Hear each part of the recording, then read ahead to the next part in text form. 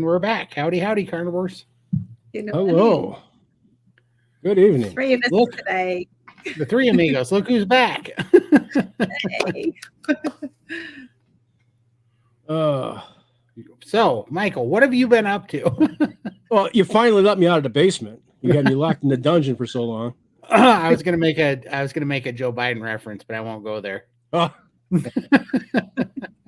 Not make it political. Right. I know you're still feeling a little bit rough, but you look better. Because I'm jacked up on pain meds and muscle relaxers. You're all sauced up. Well, we are all praying for you. We're glad you're feeling good enough, at least today, to get on here. So, don't know if I'm going to make the full 3 hours though. So we'll see. No worries.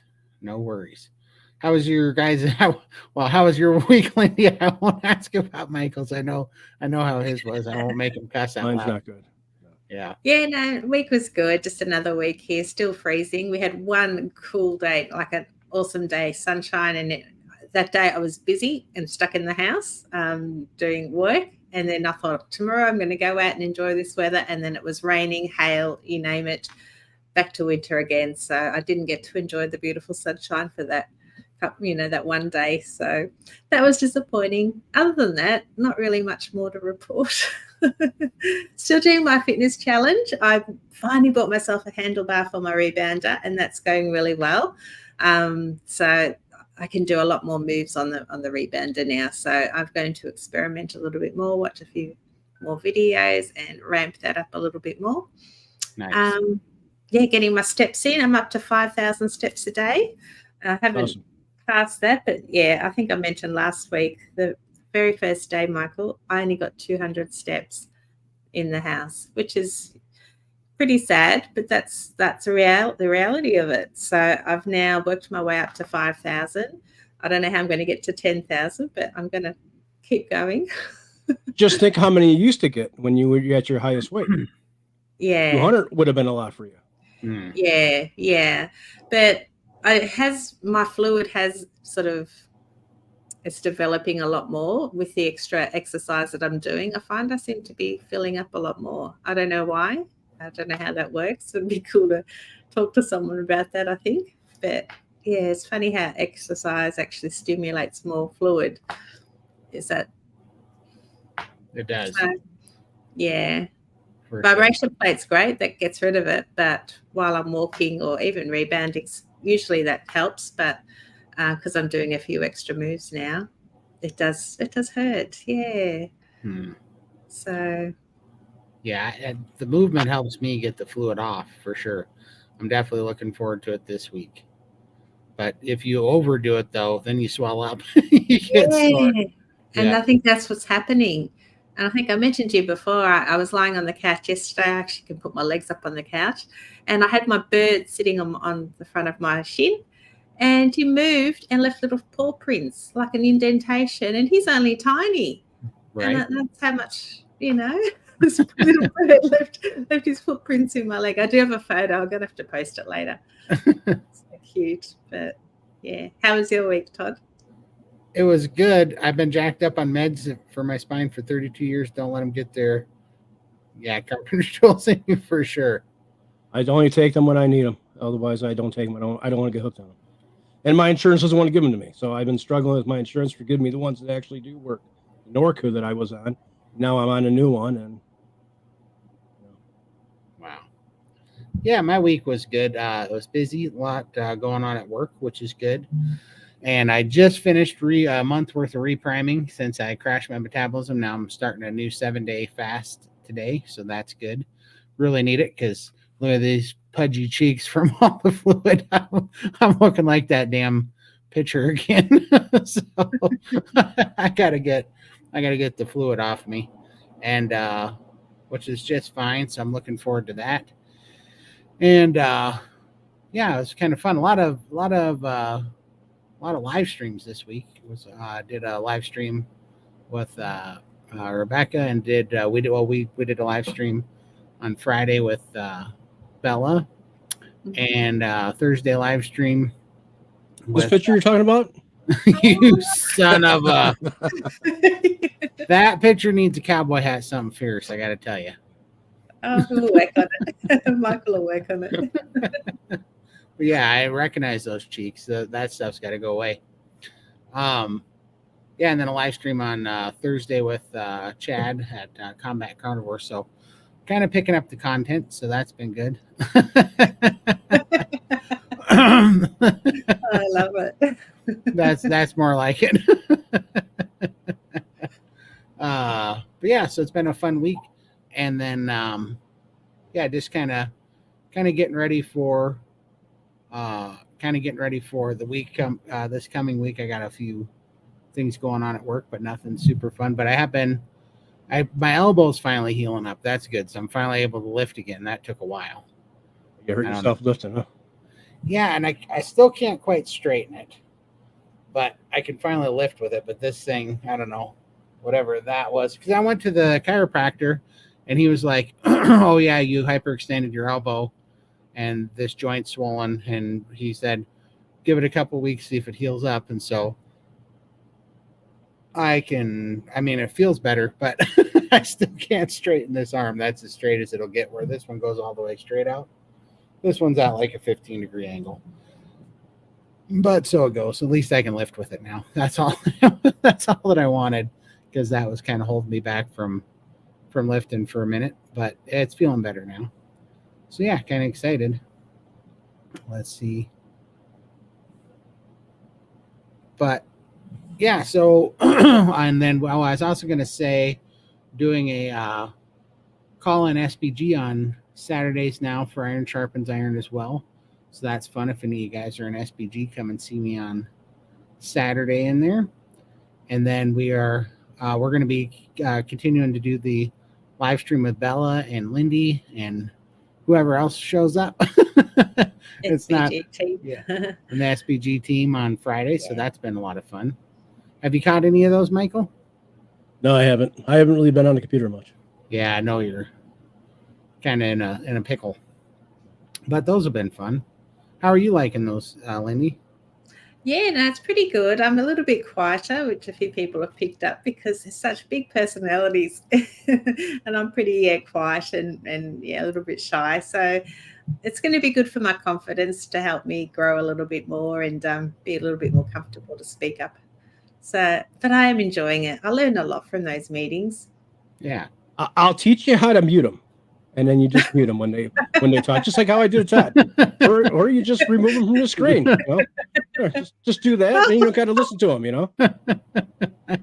You big bully, you big technological bully. Yeah, you got the buttons. I have missed your antics, Michael. I'm sure you did. But we're doing those every Friday now, so those are going to be fun. And then, we got to give a shout out to Hack Your Health. We are going to be on a panel at Hack Your Health in Tampa. And so if you guys want to get tickets for that, definitely check out Hack Your Health. And we got coupon code Carnivore, all capital letters, and that'll get you $100 off your ticket, which is pretty amazing. This is the cheapest that'll be. So we have to push that because they gave us a whole panel. So we need you guys to show up. And we'll see Todd in action. Well, I don't. So they won't invite us back anymore. So we need you guys to show up. So that'll be awesome. But yeah, so that was fun. Have you guys seen this flood in North Carolina? Holy cow! Bad. Man, I'm praying for it's a lot worse than what they're saying on the news. Way worse. There's like 1,000 plus. They're saying like 200, and it's way worse. Yeah, way worse. It's a lot worse. They're saying they're finding bodies all over the place. Up in the trees, they're finding bodies. Yeah, oh dear, I haven't heard anything. Yeah, it just happened overnight or something, did it? It happened last week. Yeah, about a week ago. But now all the footage is coming out, and that's why. I mean, it's pretty ugly. It's pretty ugly what happened there. I don't know. I haven't seen a flood. I mean, I don't think even the New Orleans flood was that bad. It was worse than Katrina. Yeah, for sure. Yep. It is ugly. And there's already a pretty nasty one shaping up for for Florida this week. Yeah. It's coming in at a pretty bad angle from what I hear. Yep. So definitely Yeah. our prayers are with them because they don't need any more of that for sure. Yeah. Yeah, it's real bad for sure. Yeah, let's go to some comments here. I failed at a 72-hour sardine fast. Yeah, it's hard work, isn't it? I was alternating the eggs with the sardines, and that makes it a little bit better. The sardines kind of get a little bit too much. Yeah. Don't look at it as a fail. It's not a fail. You did 58 hours. It's fantastic. Yeah. What is Jeff saying there? There's no failures, just feedback. Yeah. Now you got a ceiling that you can break through next time when you do it next time. Yeah, I've only been doing 1 day at a time because I did a day of sardines, and then I had to take a day off, and then I did another day, and that's just because of things that were happening here at home. And I like to do my sardines. I cook them up and I eat them fresh. I can't eat them cold later. It's just like cat food later. So it didn't work out for me, but I do want to keep trying because I do feel good when I've done it. But yeah, don't stress about the 72 hours. It's a good start. Yeah. Awesome. Do you feel better for it, or do you feel any difference? Be interested to hear. Whoop, sorry. We're all clicking buttons. Anyone else get upset stomach on sardine fast? I have never done a sardine fast before, but I have never gotten upset stomach from sardines. How about you, Lindy? Not an upset tummy, no, but I do find that you have to add the fat, otherwise that makes it harder to get down. And I think they say a tablespoon of fat for every tin that you have. I don't know if you're doing the fat. And then if you've got issues like me where you don't have a gallbladder, that could be a bit of an issue as well. But I fill up so quickly just on 1 tin of sardine, but then I get hungry very quickly as well. So within the hour, I'm sort of searching for food again. So yeah. For sure. Let's see here. After 5 months carnivore, I'm going to try going intuitive and stop tracking macros. Oh, congratulations. Good. Yeah. I love the simplicity of not having to track macros and work out how much protein and how much fat. That did my head in with keto. And I just like, just eat when you're hungry. If you feel like fat, eat the fat. If you don't, then don't. Just listen to your body. And I love that we can do that now. 100%. 100%. Funny, they want to open a lithium mine up here in the mountains. Wow. Yeah, North Carolina. Well, I thought Sandra was in. She's in Western Australia. Yeah. In Perth. Well, yeah. But I think she's talking about North Carolina. Wow. That's what everybody's talking about right now. There's a $90 billion contract was signed to open up lithium mines exactly where it got hardest hit. Oh, wow. Like they needed. Wow. All right. I'll save my inclination to go into conspiracy theories for now. Got to change our hats, Todd. We got to put our hats on. Exactly. Hey, Mama Cracker. Hi, Mama Cracker.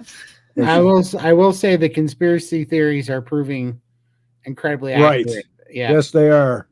You want to know where they come from? They come from people who actually do the thinking and critically think about stuff. That's where they come from. They're not theories. Look up who came up with that term. Yeah, I know. That by itself was a bunch of straw man horseshit. Anyways. Yes.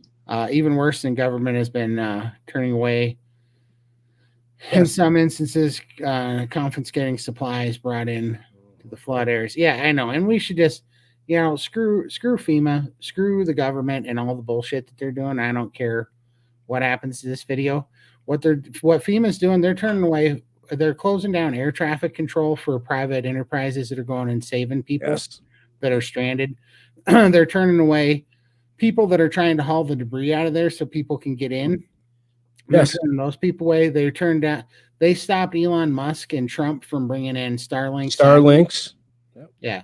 And I mean, these are all real things. So, and then they give them $750, which they can't spend anywhere anyways. And And they got to pay that back within a year. And they got to pay it back within a year. And meanwhile, they're giving the illegal immigrant Democrat voters $10,000 every time they come into the country, you know? So, yeah, let us all not forget this shameful, shameful time. And let's remember who the hell's doing this to our country, because it's absolutely disgusting what they're doing to our people right now. Such a crock of shit. But anyhow, I'm sure this will get flagged. Hey, it's the truth. Yeah, FEMA is defunct. Yeah, they're pieces of shit. They're literally hurting citizens just to cover this up. It's crazy. I'm here in Central Florida and getting ready for this storm. We're praying for you, Danny Smith. Definitely stay safe. This is, from what I hear, this is not going to be an easy one at the angle that it's coming in. So we are praying for you. Might want to think about getting out of there. Yeah, I told Dr. Phil, because he's in Tampa, I was like, this might be a good time to go on vacation to someplace a little less apocalyptic looking right now. Todd, your face is bright red, too much sun or iodine? No, too much cheese. So this is what Todd's face looks like. So I was priming, and I haven't had cheese in about 2 weeks, but when I have cheese, I get inflamed, and I was eating cheese because I didn't have an appetite. My metabolism crashed when I was on my last 7-day fast that I did. Metabolism crashed, and I just could not eat enough, and I needed an appetite booster, which is always cheese.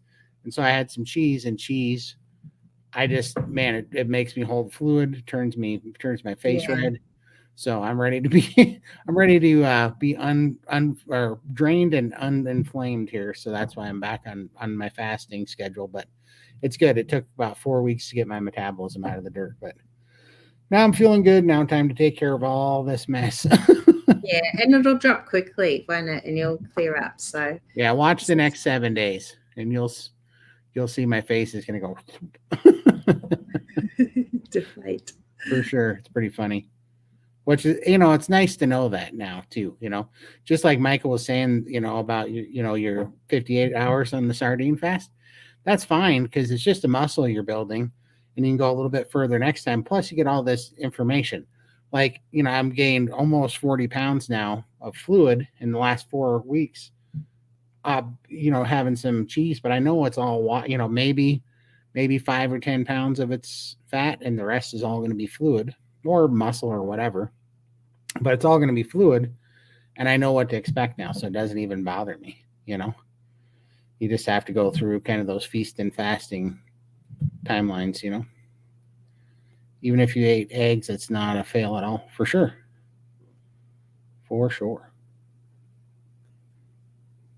Let's see.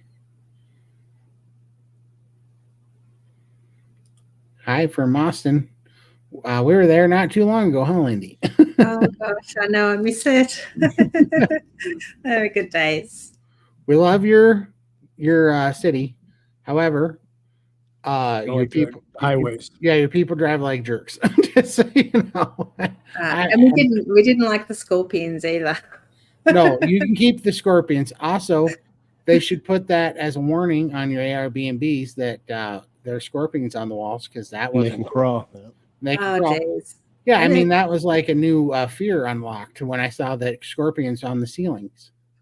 I haven't seen you jump so much when you had the little scorpion in the tweezers and they jumped out. And yeah, I moved pretty quick for a fat guy. And I may have screamed like a few octaves high of a like a little girl, schoolgirl.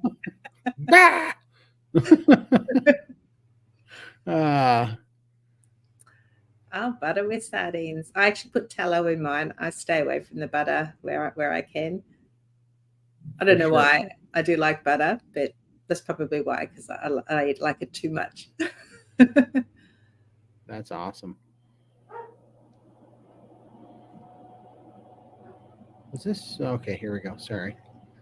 I will find my tinfoil hat. I don't have to look very hard. I know where it's at. 4 years into this diet and off all meds, had a heart attack at age 37 before carnivore, and off all meds now and doing the best I've ever had. That's awesome, Danny. Wow, Danny, that's Good job, awesome. Jenny. Incredible. So glad you found this way of eating. 100%. 100%. It's so funny, right? Because all your friends and family probably thought your heart was gonna explode, laying on the table, be full of cholesterol. Yeah, yeah. There's our little Austin uninvited intruders. Oh. Yeah, you should really put that on the Airbnbs. Be like, by the way, you have roommates, Yep.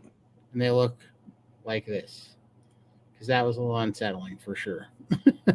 And there's still one behind the couch somewhere. He escaped from this. Yeah, that was not nice. They're turning saved people away from hotels. Oh, Yeah, I know. I'm so tired of this country and this stupidity that's going on right now. It's yeah, it's incredible what's happening. We got to turn this boat around for sure. Yeah, they're not letting the other people. Yeah, it's so stupid. And because the government's so efficient. I mean, has anybody ever used the post office or the DMV? Because they're so wonderful at their job. Everything should be privatized and get it away from government. Government does nothing but run like crap. They just steal money, run as inefficiently as possible. It's such bullshit. If you put real people out there that actually had to, keep deadlines and fulfill contracts, if you put those people out and put them in charge of actually getting those people some help, they would have help already. Completely different. Yeah. Mm-hmm. Such a crock of shit. So tired of it. Thanks so much for sure. We all see it. We know what the score is. I'm in Canada. We pay a fortune for beef in stores compared to the U.S. If it keeps going up or keeps it up, we won't be able to eat beef. Even ground beef is $6.99 a pound here. Well, yeah, for sure. I mean, I don't know about Canada, because I don't know if that's $6.99 Canadian or American, and I don't know that it matters necessarily. But I mean, the ground beef that I buy is $6.99 here and $7.99 a pound. Where I'm at in the U.S., and it's expensive for sure.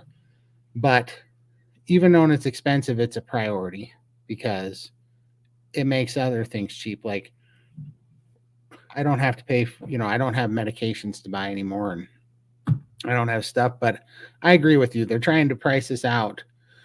If they can't regulate something out, if they can't just outright ban it and make you eat government meat, then they try to, they try to price you out of it, and that's what they're trying to do right now with meat, and so that's why we have to support our local farmers. And if we want to get this back, we can't take a knee to it. We can't eat their bullshit. We can't buy their cheap processed foods, and we can't buy their government grown beef and all that stuff. We have to support our local farmers and just let these companies die. If we would all stop eating their junk, they couldn't push it on us anymore. They go bankrupt. Mm. And I wonder how many meals you're having a day. Are you having like 3 meals and snacks every day? Because I find I'm very satiated doing carnivore, so I don't eat as much. So even though meat is expensive, we used to get Chinese for dinner, and that'd cost $100 to feed us, and then you'd have to have lunch, and because you're hungry in an hour, and it was like we're constantly eating, and then you want your snacks as well on top of that, so it ends up being very expensive. We spend a lot of money on meat now, but it lasts us a long time because we're just not hungry. Right. So I think it kind of balances out. It just when you do go to buy it, it does feel like a lot when you buy it, but I think it lasts a lot longer. So it'd be interesting to just do a price comparison on what you would eat if you weren't doing carnivore compared to carnivore in one day and see how that works out for you. 100%. I managed to save it for a deposit for a car just by turning carnivore. Like, that's huge for us. Yeah. For sure. When crap happens in Aussie, we Kiwis fly straight over to help the way it should be. That's awesome. That's very good. Oh, well, I'm out of eggs. Do you want to come as rescue? I can't get eggs. You guys are still having problems getting eggs out there, huh? They're starting to come back now, but I can't get I get them from a farm, and they are limited, so different sizes and whatever. But they're starting to come back now. Wow. That was awful when we were without eggs. I bet. That's so sad. I'm grateful that I have no problems with cheese. I agree that it's sad. I love cheese, especially extra sharp white cheddar. It's my favorite. I love the Parmesan and stuff. Italian cheeses, my favorite. But yeah, dairy doesn't love me. No. It's definitely on the no-go list. Grass-fed ground beef is around $8 a pound here. Just went up $1. Yeah, for sure. Yeah, I mean, but everything's expensive, right? What was that that meme the other day? It said, I'm getting stronger in my old age. I can now carry $100 worth of groceries. Yeah, with the groceries before I couldn't. Yeah. And I'm like, yeah, that's a fact. Everything is getting pretty pricey. Thank you. Was thinking might need to work my way up. Can't handle repeat flavor. I feel wussified. Was starving at 58 hours, but had to have steak. Sugar, thankfully, reset back lower though. Oh, perfect. Yeah, so that's a win to me. Great job. For sure. Yeah, I think so. Yeah. The worst thing you can do is white knuckle a fast. You don't want to do that. No. Look what happened. I pushed the fasting too far and my metabolism dropped. Now I have fat kid face. I had to refeed for 4 weeks, and now look at me. I look like I got stung by one of those jellyfish things. Can we pee on you? I need to. I might wait a month before I try again. Nothing wrong with that. Yeah, that's perfect. Great. Love it. Nothing wrong with that.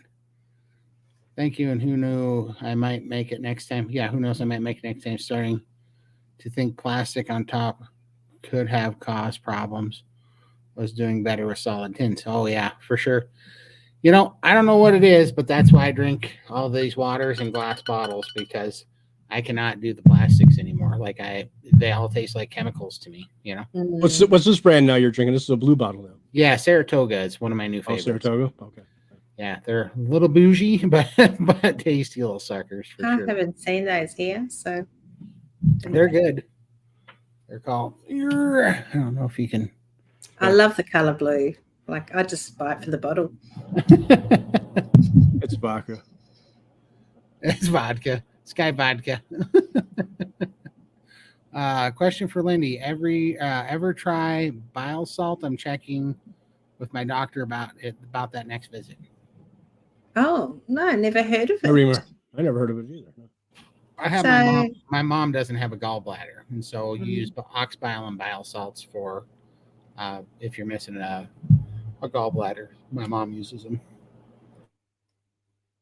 Yeah, it's funny. I made myself a bone broth in my cup here today, and I just buy a powdered version, and I put 2 eggs, just a little knob of butter, and then water, blitzed it up, and it looked so cool. I had like 3 layers. It almost looked like a lasagna because they had sort of the broth at the bottom, and then sort of the floaty egg bits, because there were 2 yellow 2 egg yolks, and then it was frothy at the top. It looks so good. But geez, that's put me on the toilet all morning. I've been going backwards and forwards to the toilet. So I don't know what it was that made me, it just gave me a bit of a funny tummy. It's right through you, huh? Yeah, it did, which is good. It's cleaned me out like a whistle now. So I feel really good. And it was almost like a whoosh in a way.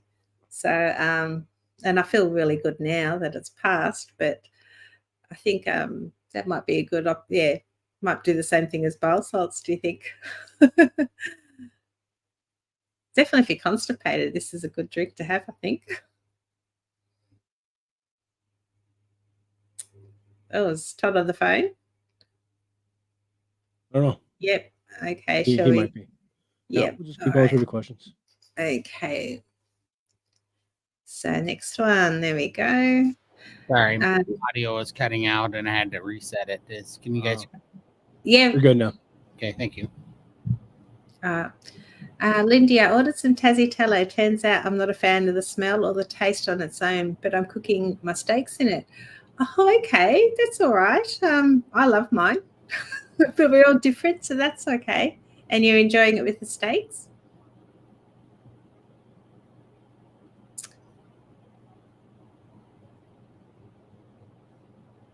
Have we lost Todd again? Yeah.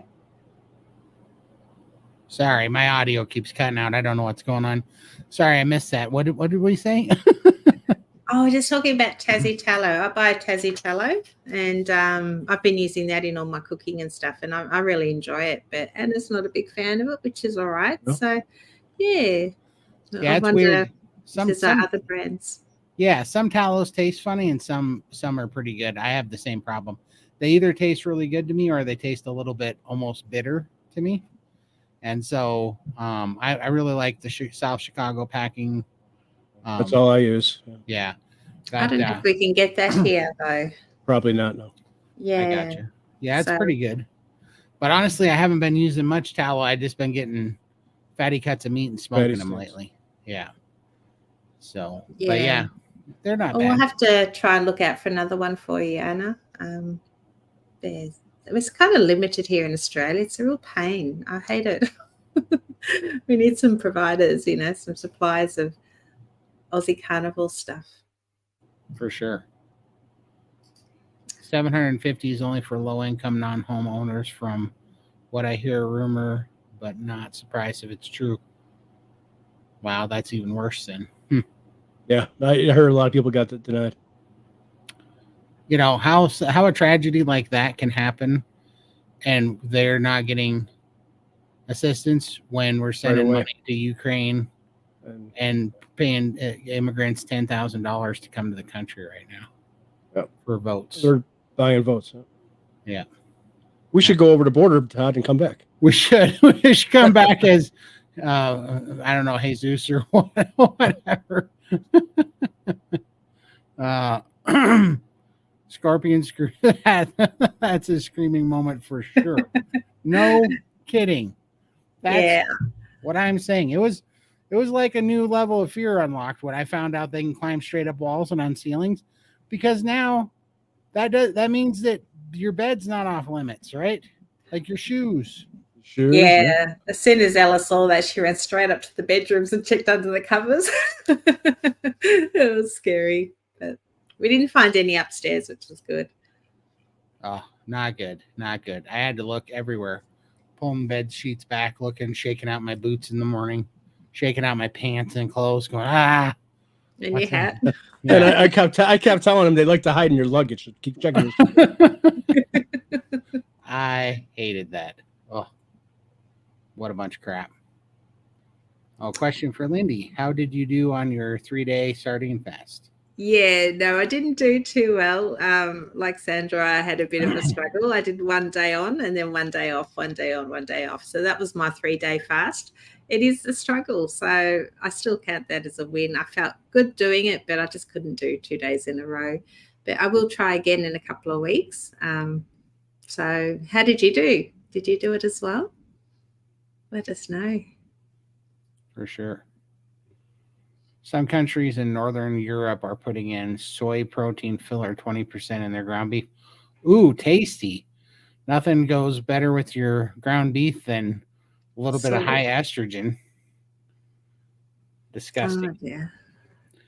That's what we got to stop. A bunch of freaks deciding what's good for the peasants, Yeah, just find a good local butcher that you can trust and, stay away from that meat if you can. For sure. I save so much just eating meat, even now in this current situation, 1 to 2 meals per day for over 8 years now. Awesome. Yeah. It's hard, when I do the shop, it is a big price that I pay in one hit, but then it lasts a fortnight, like 2 weeks before I have to buy it again. And it's sometimes even 3 weeks because, I do eat like a bit of a bird compared to my husband. We are saving a lot. For sure. It's good for you. Can you guys hear that? Yep. Yeah. She's like, where's the smoked beef? She is too.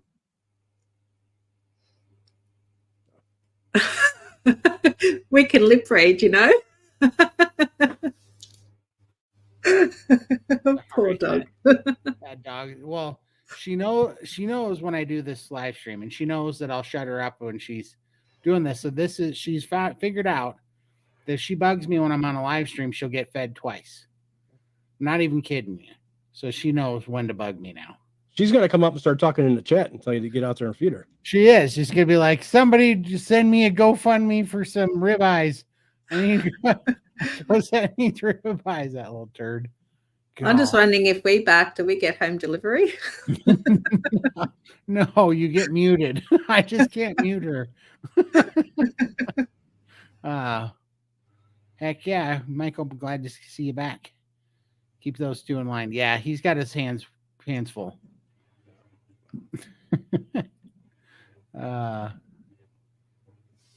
Wendy, I had a question for you. I feel a little pea-size nodule along my rib cage and thigh and such. When I press and feel around, I have lymphedema, so I was wondering if maybe that's normal.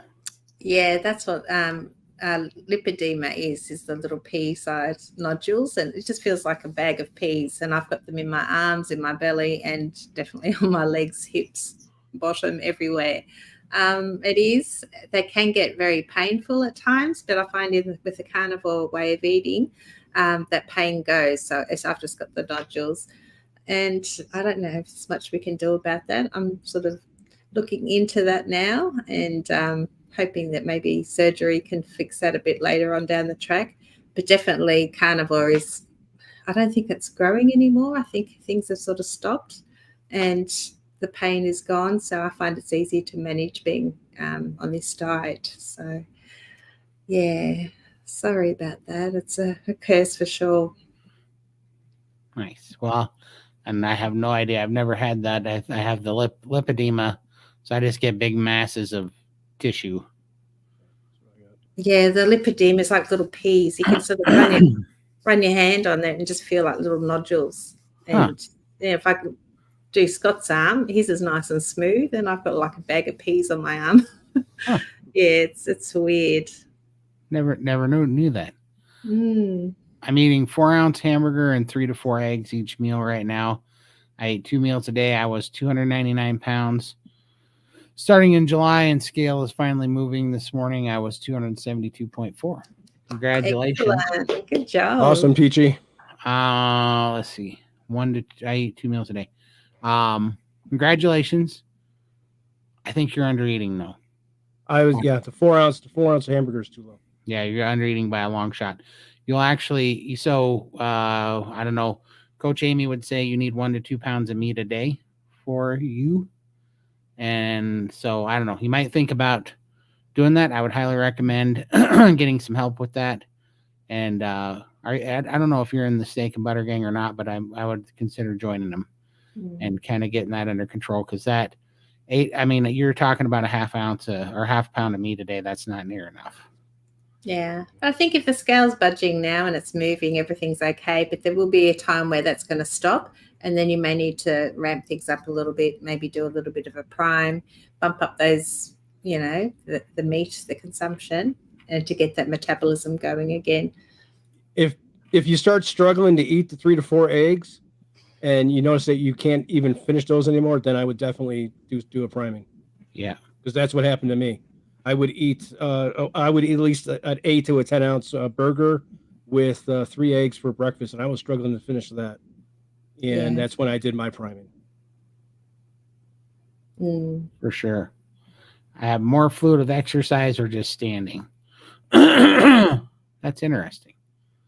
Yeah, I have less fluid if I exercise. If I'm sedentary, good Lord, I blow up like a balloon. Same with me, especially if my legs are down. My legs will just... Yeah, no, exercise increases it for me. I get more fluid with exercise. But when I jump on the vibration plate, then that helps.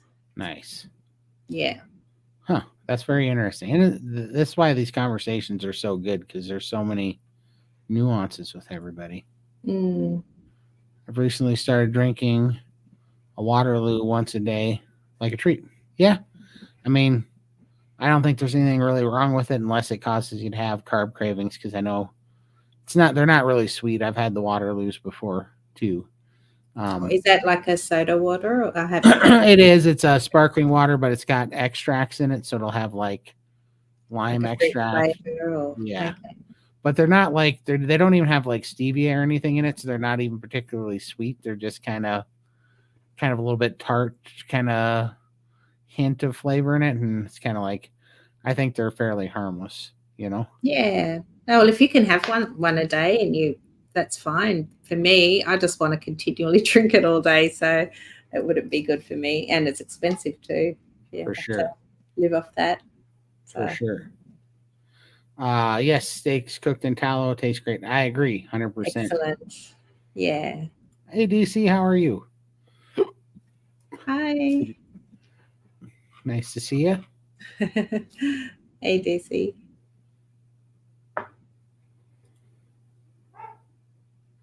All right. The tallow here is good. You might want to mix it with bacon fat. Ooh, that sounds pretty good. I've never tried that before. So where do you get your tallow from, Dan? What brand is it? Do you have a link or something? Maybe something we can try.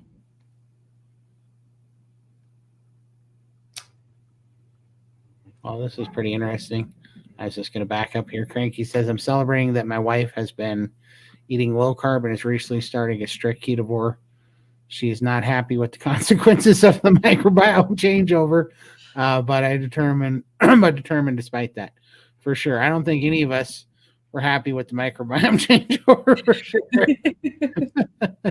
But it'll let you know you're alive, though. That's for sure. Well, my husband, he said tomorrow's his birthday. He's turns 53. And he said after his birthday, he's going strict carnivore because we've got Bella and Todd and everyone coming in November. And he like wants to look his best. I'm like, you've only got like a month. You better get You better get moving. I was like, why wait till after your birthday? We can start today. Let's go start today. I'll help you. And no, I'm going to wait till after my birthday. So, but good job. It's hard when your partner's not on board with it, but yeah. Poor Cosette, you're abusing her. Now I was calling her in preparation for the next comment because I was going to see if she could come. Let me see if I can find a picture of her, seeing how she's being a turd and she's out there bugging mom.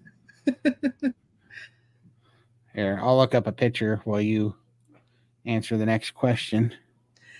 Dogs are like kids. They need everything as soon as you get on the phone. Yeah, for sure. That is a fact. That's why my birds are in their cage at the moment. As soon as I start talking, they're like talking over the top of me.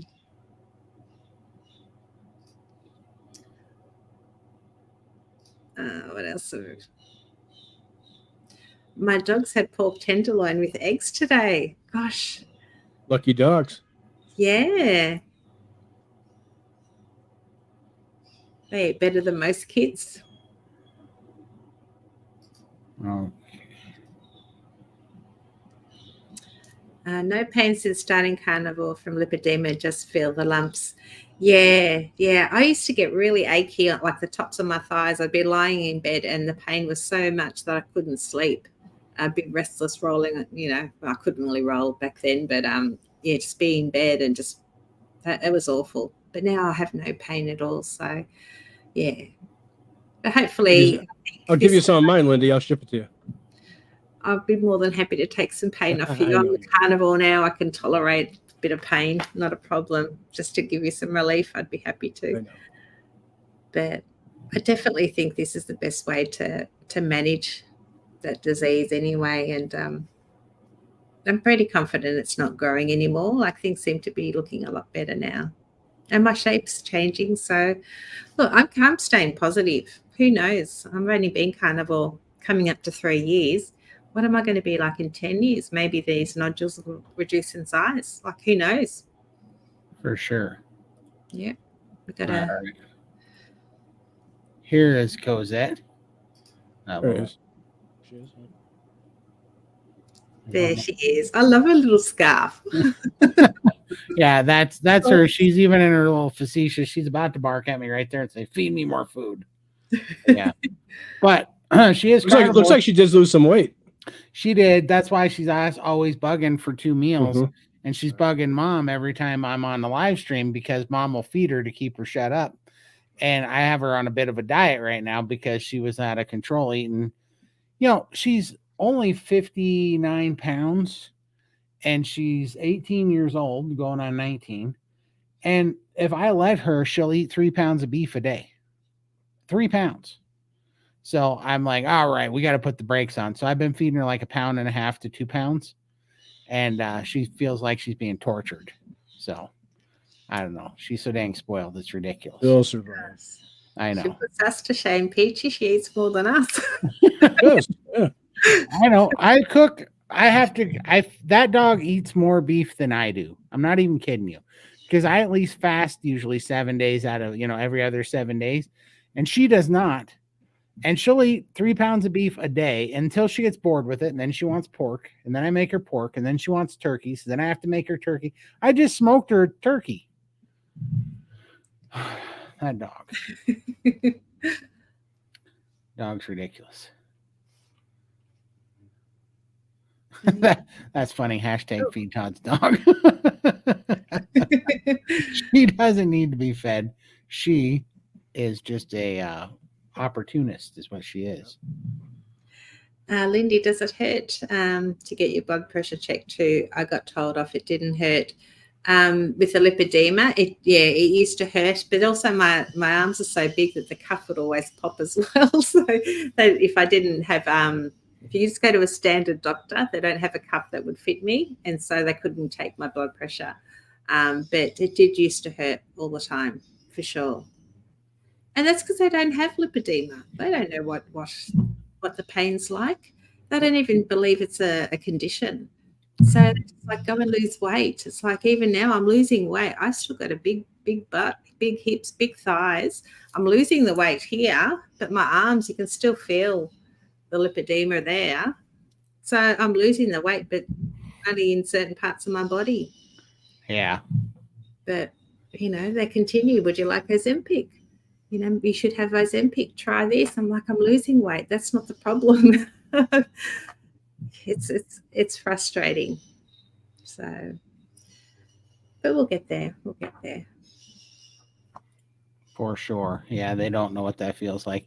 When they take my blood pressure, they have to pump, there's so much, or there used to be so much fat on the arm and fluid that they'd have to pump it up. And I swear my eyeballs were about to pop out of my forehead before they could get a pulse. I'm like, good Lord. And just thinking back to my grandmother, like as a kid, she had such bad edema in her legs and she could barely walk, and she could get up and she'd be complaining about it. And, not my mum, but my uncle and all that, they were like, oh, don't be such a wuss, you're not painful, you're just getting old. But you could actually push on her legs and she would feel pain, but they didn't understand because they've never had it. And even the doctors never believed how much pain she is. And I recall her always complaining about the pain and how bad it was, and nobody believed her. But now that I've got the lymphedema and, when I've got the fluid in my legs, I feel that pain now. I'm like, poor Nonna, nobody believed her at all. She went through this alone, everybody telling her it's all in her head. It just breaks my heart to think that's how she spent her, she passed away at about 80, but nobody believed her, the pain that she was in. And it just breaks my heart to this day, because now I'm going through that. And thankfully Carnivore's fixed a lot of that. I don't have the pain and the edema's going, and like it flares up, but I know what to do to manage it now. She didn't have any of that. So, wow. Yeah.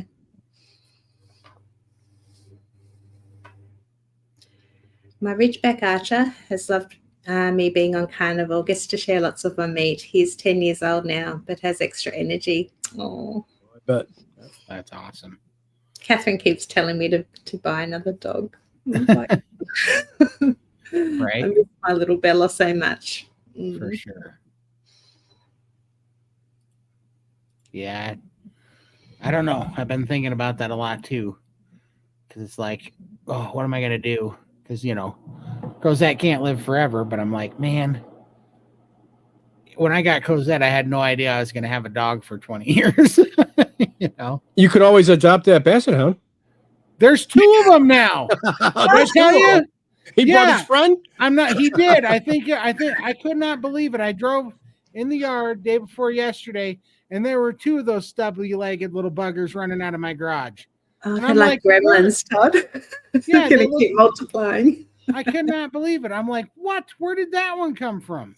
Baby, he's got a family, and that's why he's bringing all the food back. I think his owners bought him a brother, and now he showed his brother where my food is.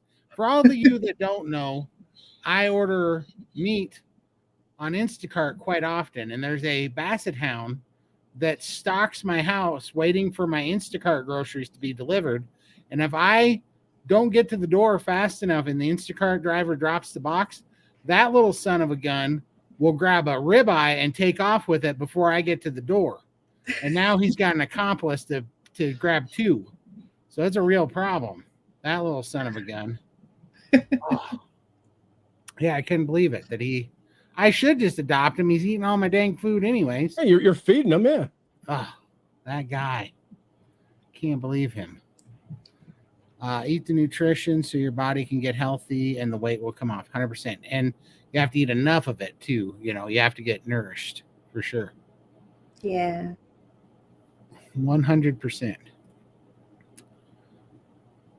You get more fluid with exercise because you have a temporary inflammatory response to help recover, but the circulation will help your lymphatic system get rid of it sooner, clean out the waste cells, etc. Oh, awesome, DC. Oh, I love that. Well, that makes me feel better about wanting to exercise, because I always think, it's increasing the fluid again. It's doing me more harm than good. Maybe I shouldn't be exercising, but if it's cleaning me out, that's a bonus. Thank you for explaining that, DC. For sure. Yeah. If fat is supposed to give you fuel, why do people suggest eating butter before bed if we have trouble sleeping? I hear it lowers your cortisol levels, and cortisol is what's not making you sleep. So I think Dr. Bright says that, doesn't she? She eats little cubes of butter that she keeps by her bed if she's not able to sleep, and it just helps lower those cortisol levels. For sure. Mm-hmm. Yeah, I've heard that too. I don't run into that problem, but I've heard that. Happy 53rd birthday, Miss Lindy. No, Mr. Lindy. Yeah. Scott's birthday tomorrow. Oh my gosh. I thought it was a typo. Happy birthday. No.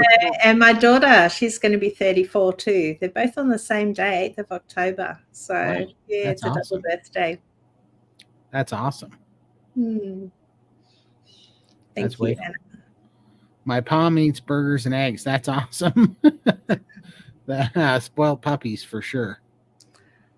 Well, my birds eat carnivore too. Skittles loves my eggs, and Rio, he loves the steaks. He goes for the meat. I don't know why. They've got their seeds. I don't do little veggie sticks and veggie skewers for them, but no, they like my meat and eggs for them. Nice. Pam's 100% dripping, 454 grams from the new tallow that he uses. Okay. Pam's. Nice. I have to find a link for that one.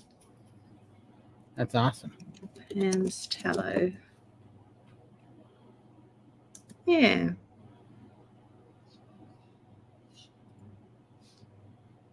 Yeah, she's 100% ham. About 1% poodle, but 100% ham. Cosette is so full of herself. That dog she is the smartest dog I've ever seen.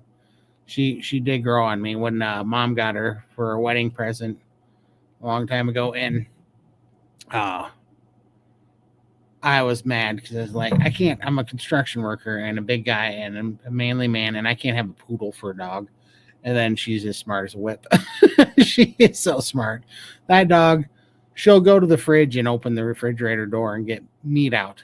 Like, it's just crazy how ridiculously smart she is. And spoiled. Really spoiled. Oh, thank you, Speechy. I'll let him know. He's at work at the moment, so.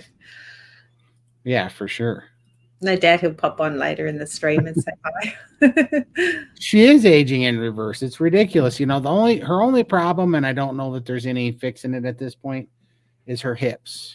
Poodles have hip dysplasia, and she was such an active dog. I couldn't keep her in anything, and because she could jump 6-foot fences flat-footed, just no problem.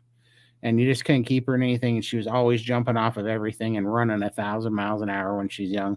So it took a toll on her hips. So she has a little rough hip problem, but her brain, 1,000% intact. And she watches everything. She puts everything together. She knows when I'm on a live stream. She knows that's the perfect time she can go bother mom for food. She can bother me for food if she wants to really push it, and she knows she'll usually get it fed a second dinner if I'm on a live stream. She knows where everybody's going. I mean, she's on top of it. It's pretty funny. I'll hear her just throwing a fit at night, and I got to come out in the living room, and she's mad because the cat got in her dog bed, and she's yelling at the cat to get out of her bed. In the middle of the night. It's hilarious. She's funny as could be. I think you spoiled her dog more than ours. I didn't think that. Oh, I hear you. I didn't think it was possible either. She's absolutely ridiculous. But I figure if you live to be 120 in dog years, you get to eat what you want.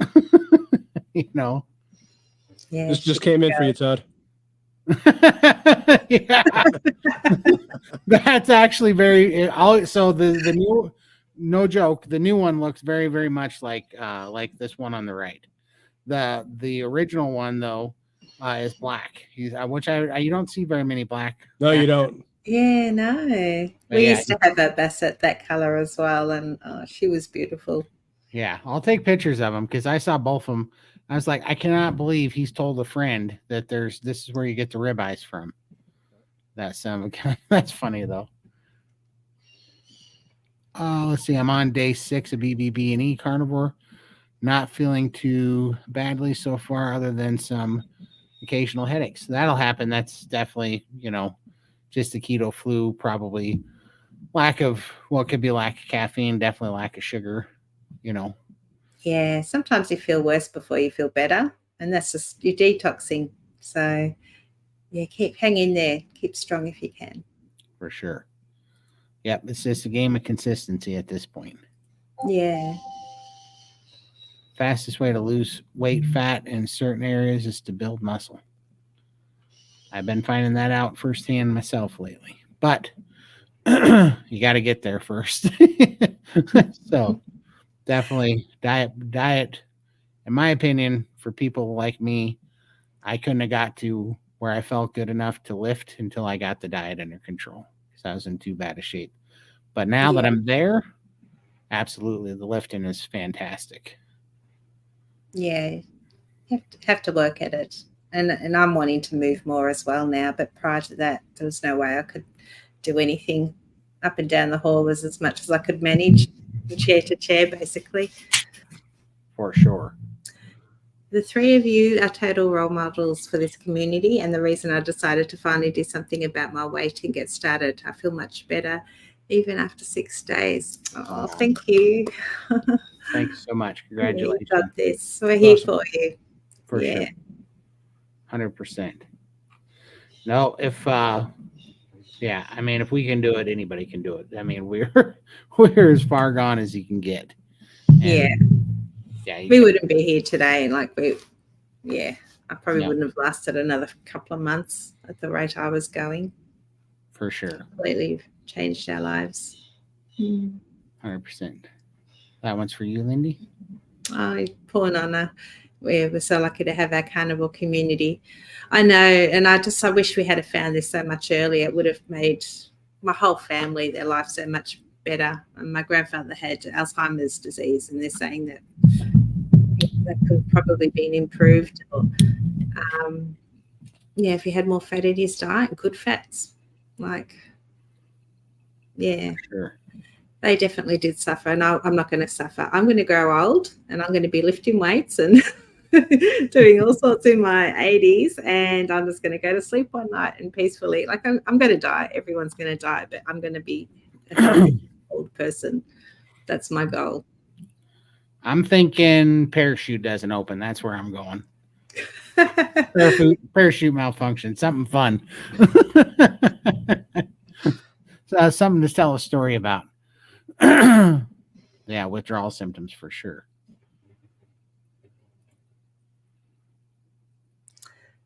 Because I was totally addicted to Diet Pepper and sugar. Oh God, my daughter, as a teenager, she was drinking is it Pepsi Max, like 2 liter bottles, like 2 or 3 of them a day. And then when we finally got her off it, because she was just going through depression and all sorts, she had all sorts of issues. She actually was starting to get psychotic. Mm-hmm. She was seeing bugs on her skin and things popping out of the wall. She was going Fruit Loops. And then detoxing from that was so difficult for her. So, yes, it really messed her up. Wow. That's that. It doesn't surprise me. Soda's just a drug. I mean, it's in its worst form. Yep. Thanks, Rubasis. Yeah, I'll let them know.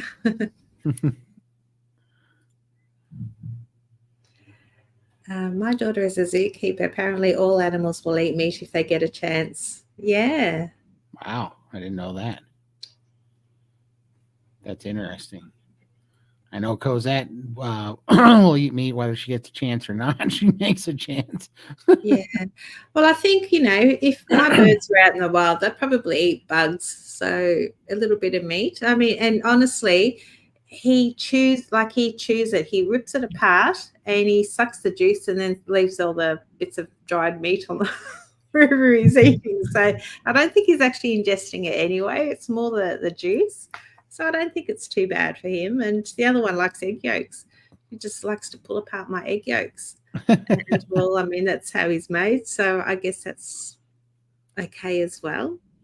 That's so fine. Yeah, but we don't have sugar and stuff in the house, so they're not having sugars, which they wouldn't have normally in the wild either. So I think it's pretty safe for them to have that. That's crazy. We had a miniature pom back in the day. My ex was biker tattooed all over, walking around with his tiny dog in the crook of his arm, shouting, "Settle down, boo-boo," as cars pulled in drive. Too funny. Oh. Yeah, I feel your pain. I feel your husband's pain. Yeah, you don't want to have to say stuff like that. I have a French. Yeah, you don't want to be a construction worker yelling across the yard, "Cosette, get over here." French poodle name. Yeah, it's not good. Oh, I think you got a follower, Lindy. You or me? Probably you. I don't know. I don't know how it works. I don't know how to look, but thank you from all of us. Thank you, Sandra. Thank you so much. Yeah. Do anyone sometimes feel like, with all the changes to our body and mind, feel like I'm my own hero? I feel like a superhero when I eat beef, like that weird. This is literally why I pretty much have just fallen down to eating beef, egg yolks, and the occasional raw salmon, because I do feel like I have superhero, like nervous, twitchy energy when I do that. It makes me want to go lift heavy things and throw things around the house. It's crazy. So I can relate there. How about you guys? I feel like a superhero when I can turn down Tim Tams and chocolates and go to a party and not be tempted by things. For sure. I definitely feel very strong. No more. It's the best feeling when you have that urge to give in to something, but you do something else that is the correct thing that you should do. And then after you're full and you're satisfied, you say, "Look at how close I came to giving in, and all I needed was eat the right food, and it was over."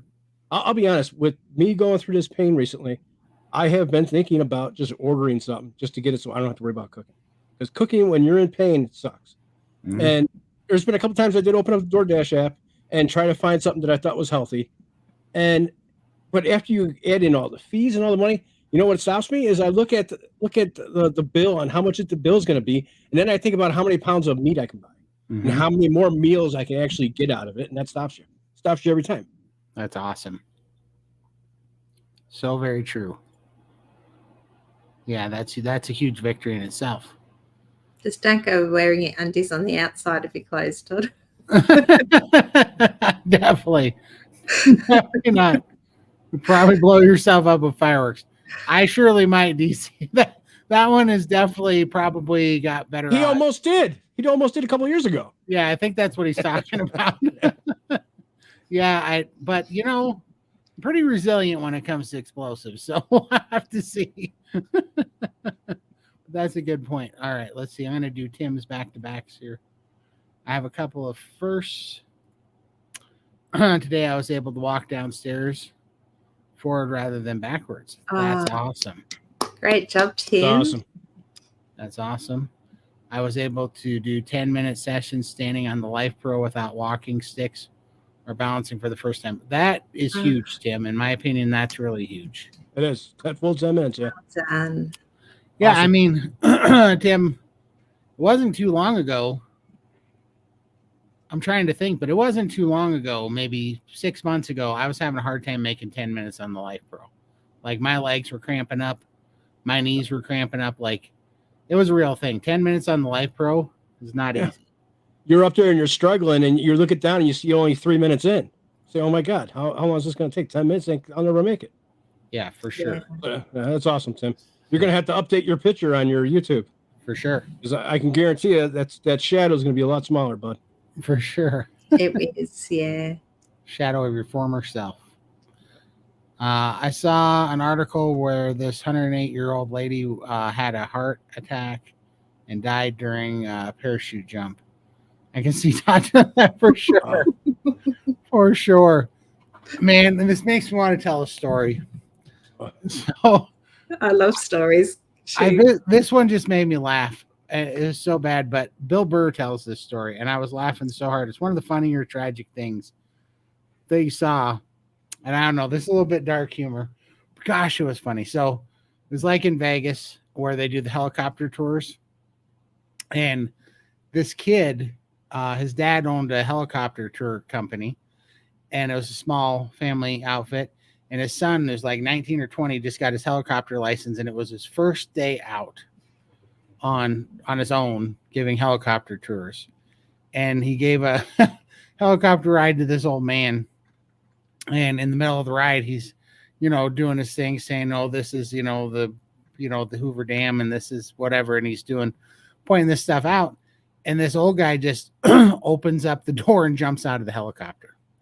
And it turned out he had terminal cancer, and he was doing it to commit suicide. But the tragically dark, funny part is that the dude lived. So he jumped out of the helicopter and he hit the ground thinking that all of his life troubles were going to be over, and he lived. So that's what made me think about the parachute not opening when I said it, because you'd have to hear Bill Burr say it. But could you imagine? Because it's like, everything was cool about that story. Like, he's going out on his own terms, but instead that kid, it was his first flight on his own. And he had something just freak happen to him where a guy jumps out of his helicopter.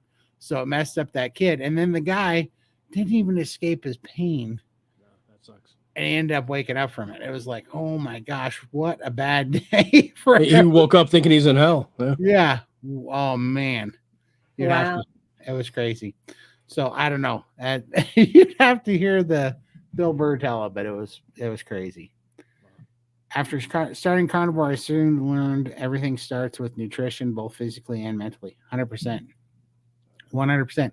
That would be a good time to talk about my Thursday live stream that I do with Combat Carnivore Chad.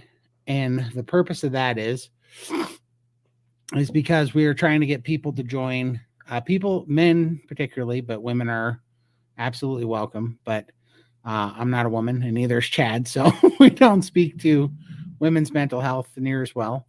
But we are trying to get more, anybody help that needs it with men's mental health. And so we started a Thursday live stream called Iron Sharpens Iron with the purpose of kind of getting attention to get people into the SBG. And full disclosure, I do not get paid to do the meeting there. I do not get paid to advertise for it. But the reason why I'm doing it is because people have been reaching out to me, and I did Carnivore for weight, but also part of my story was that depression, anxiety went away, right? And oddly enough, 80% of the people that are contacting me about depression, anxiety, PTSD, ADHD, and men's mental health. And that's what most people are wanting help with. So, with that in mind, we started a Saturday Zoom call in SBG. And the reason why I'm doing it there instead of on YouTube or privately is because I'm finding out that everybody needs a community. Because when I try to help any of these people outside of SBG, I can only talk to them for an hour or so a week, and then they go off into the world and they get talked out of Carnivore because their family, their wives, their neighbors, their coworkers, whatever, tell them that eating red meat and everything is crazy. And so they need to be in a community where, where there's a lot of people like us that are doing it every day and actually have done it for months, years, had the blood test, and you can see the real results and the real feedback from people that have done it. So anyhow, it's a good time to let people know that we're doing a live stream on YouTube on Thursdays, and we're doing a live Zoom call where you can answer a question or ask questions and get them answered, and contribute on Saturdays in the Steak and Butter Gang. So that's the plug for that. And Tim, who is just up here, he can testify that the SBG is a very helpful community, and as so can we all here. So thank you, all of you. I was panicked when sugar was going too low till I found out butter could keep levels safe through sleep. Okay. Oh wow, that's interesting. Yeah, I've never tried that trick. Have you tried it, Lindy?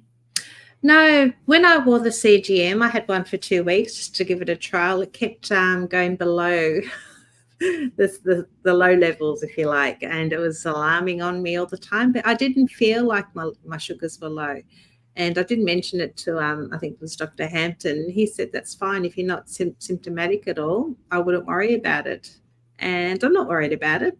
Obviously, I'm okay. And I know if I was type 1 diabetic, it's a different story. Obviously, if your levels drop too far, you need to have something to go with it. I'm not sure if it's the same with type 2 diabetes because I've managed, that's reversed now. So I'm okay. But, yeah, that's interesting. It is interesting. I didn't know about the butter. Huh. Since I've given up the last of the stevia, I feel like I'm invincible to carb and sugar temptation, the freedom. It's the missing link, isn't it? It is. Yeah. We're doing a live stream on Fridays now, Bella, and one of the things that kept coming up was, can I have some sweetener? Can I have this? Can I have that? All these little things. And I really think that everybody should try doing strict BBB&E or even Lion for just like 90 days and then build back up. But you should go down to that super restricted part, because it's crazy how I personally didn't get free from everything until I got rid of all the artificial sweeteners and got rid of even dairy and butter, to be honest with you. Yeah. And then I got free from it. But now I keep watching an SBG on the NSVs, like Missy. Missy was just finally quit coffee, and she was like, I feel so much better. It was so funny, Yeah. And I've let a few things slip in over the last couple of months, because you've always got people nagging at you. One's not going to hurt, you've got to live a little and all that. So occasionally I'll just like, okay, I'll have one. And then that starts those cravings up again. And then it takes me a week or two to get rid of those cravings. And I'm just constantly fighting. It's just not worth it. But for those that can, have that drink or have one thing and just moderate that, and they're happy with that, doesn't faze them, they reach their goals, go for it. But not everybody can moderate. And, no. Be free from it. For sure. So, well, and it's especially hard to moderate on the way down. Like if you just go all the way down to simple, you can add some things back and you might be able to moderate it after you've really been free from it for a little while. But you also will probably find out it's not worth the risk, like if you can. And I was moderating okay, like before I went to Texas, but since coming back from Texas, I've had a lot going on and I'm not as strong. So you become a little bit more complacent. It's like, I know how to get back on track. I can start, tomorrow I'll be 100%. And then tomorrow becomes the next day, then the next day. And it's just, it does put you back into that spiral. So, yeah, stress plays a big part in that as well. So even if you think you're strong, you may not be. For sure. I wanted to get a Life Pro vibration plate, but have a pacemaker. Does anyone know of anything I could get? Probably a rebounder, huh? Or a handheld one. For rebounding. I don't know. Yeah, you have to be careful. I don't know what you can do with a pacemaker. Probably something you would probably need to talk to your doctor or whoever about. But is a pacemaker, if you're sitting down on a chair and just having your feet, is that a problem? Like maybe that's an option. But again, talk to your doctors about that. That's right. That's what I told her in the comments to do. From what I researched, it says that if the doctor clears you to do activities that produce force, you can use a vibration plate. Oh, nice. Okay. I have an IVC filter in my chest that they had when I had during the operation. They were worried about me getting blood clots one time, and I'm cleared to use it. So maybe a question for Dr. Obadia. Does he do lives, or I know he comes into the SBG occasionally? If you can catch him on one of his lives, he might be a good one. Or I don't know if he has an email. We could shoot him an email for some guidance. But otherwise, a doctor. For sure. Talk to your doctor. Oh, thank you so much. Yeah, it's been fun and it's growing, and definitely bring your husbands, sons, brothers, anybody that is struggling but doesn't know how to get help. That's what we're trying to do. So honestly, my husband's been a little bit out of it. He thinks SBG is a real girly kind of environment, and he's too manly to do that. But he joined the last Iron Sharpens Iron meeting, and he loved it. Just there with the guys, hanging out, having a talk about boys' things. I left him alone. I went and cleaned the house. I left him in front of my computer. I feel sorry for Todd and the guys for having to put up with him, but he's on the soapbox too. I think he likes to compete with Todd. It was even crazier this Saturday. There's a 10-year-old boy in there actually that was that's doing carnivore and talking. So that was pretty amazing. Sharp young man though. So that was even cool. So yeah, I mean it's that everybody that's on the standard American diet is going to have some hormone issues, and those usually result in some sort of attention deficit or depression, anxiety, all of these things. So it's pretty cool to see that coming up. Hello all. Walmart accidentally delivered 3 extra bags of groceries this week. Pop-Tarts, brownies, pastas, and donuts. I begged customer service to come back and get it out of my house. They declined. Could you donate it? Food pantry. Yeah, send it off to a food pantry. Yeah. Or see if you got a neighbor that can use it or something. But you're probably poisoning the neighbors if you give them the Pop-Tarts and the brownies. For sure. But it's better than wasting it. Because homeless people, I'm sure you got homeless people around you.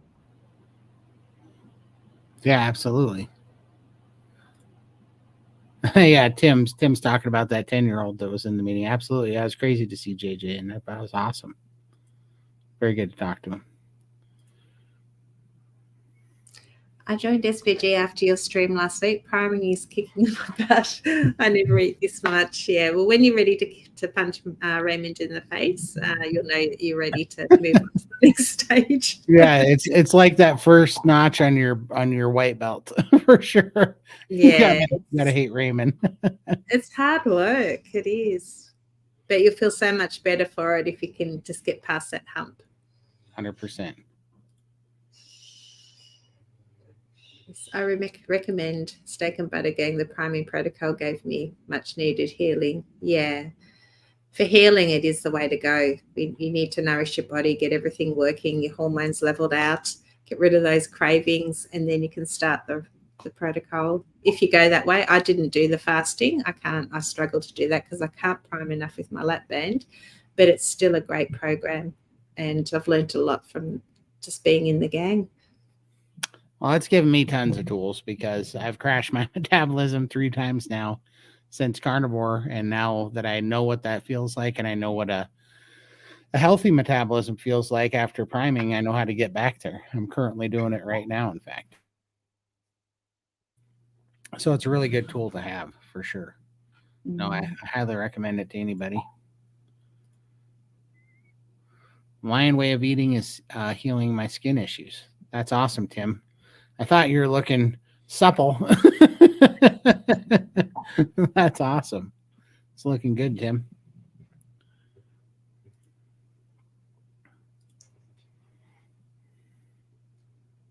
Meet up in Melbourne, Florida, October 25th.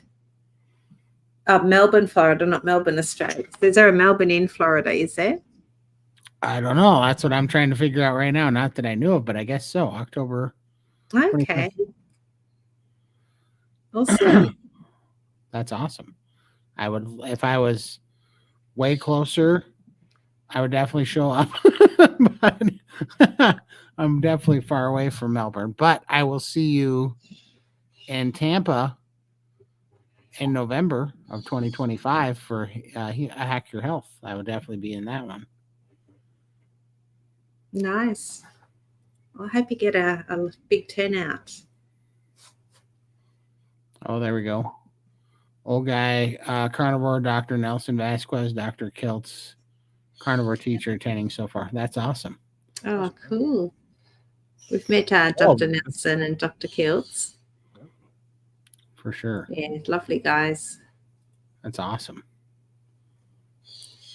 Alarm for low blood sugar would be coupled with dizziness and lack of balance, which makes it harder to fix. Okay, yeah. That makes sense. I had problematic low blood sugar before type 2 diabetes. Guess my sugar is schizophrenic now that it's trying to heal. Yeah. That happens to me though too. I always get low blood sugar, not high. Well, my CGM was flatlined. It's like I would eat meat and not even a little bump. It was really weird. I'm like, am I actually alive? It was a heart monitor that declared me dead. On a CGM, my bloods were always 3.6 and 5.2. Then on a blood monitor, CGM measure was interstitial fluid. Is that right? Yeah. Not blood. And my theory is that lipedema or lymphedema has something to do with it. That could surely be possible. Yep. That definitely can be possible. That'd be interesting to see if they have any data on that. When priming, Dr. Leslie Keith. Yeah, it would be. We definitely got to contact her again. When priming, do you just make your own schedule, or are there certain times a day you need to eat? Yeah, so they have a whole program in SBG, and it's kind of week by week over like a 4-month period, and it shows you what you should be eating, and so it ramps up for priming, and you'll be pretty lethargic, and then it has some tests where you step down, but if those tests are too hard, then that means you have to repeat those first weeks. And so it is a very good program, but it's a lot. I mean, I honestly don't even remember all the calendars. I've been there for like 14 months, so it's a lot to remember, and that's why it's so important to just be in a community that can help you go through it and help you do the best you can through the steps. And that's why we recommend it so much, because it's just very, very handy.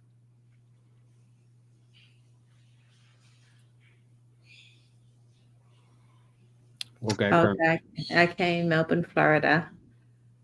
So there must be a few Melbournes around. Yeah, right. One in south of Cape Canada. South of Cape Canaveral says. So that's interesting. Huh. Never heard of it, but that's awesome.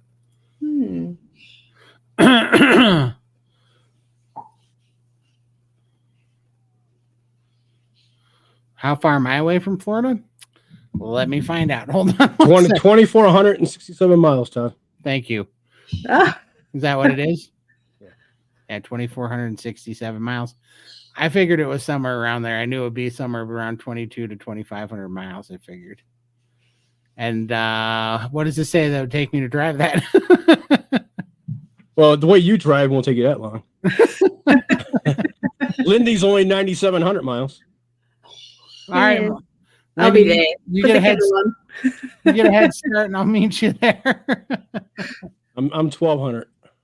1,200. All right. I'll make a detour, pick up Michael, and you ride your dolphin across the ocean. Yeah, sounds good. Stop off, pick up Keith in New Zealand, and Yeah. Keith and, No, We'll that'd have be do fun. that one day. Be lovely to meet everybody in one country. For sure. Next, Yeah.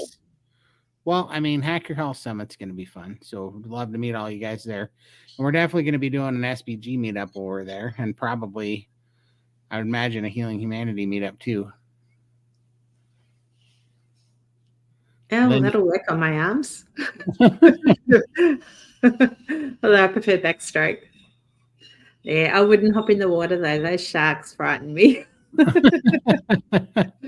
of bait for them. Come on down. Yeah. Hey, there's Charlie and Marilyn. Thanks so much for hopping on, Charlie.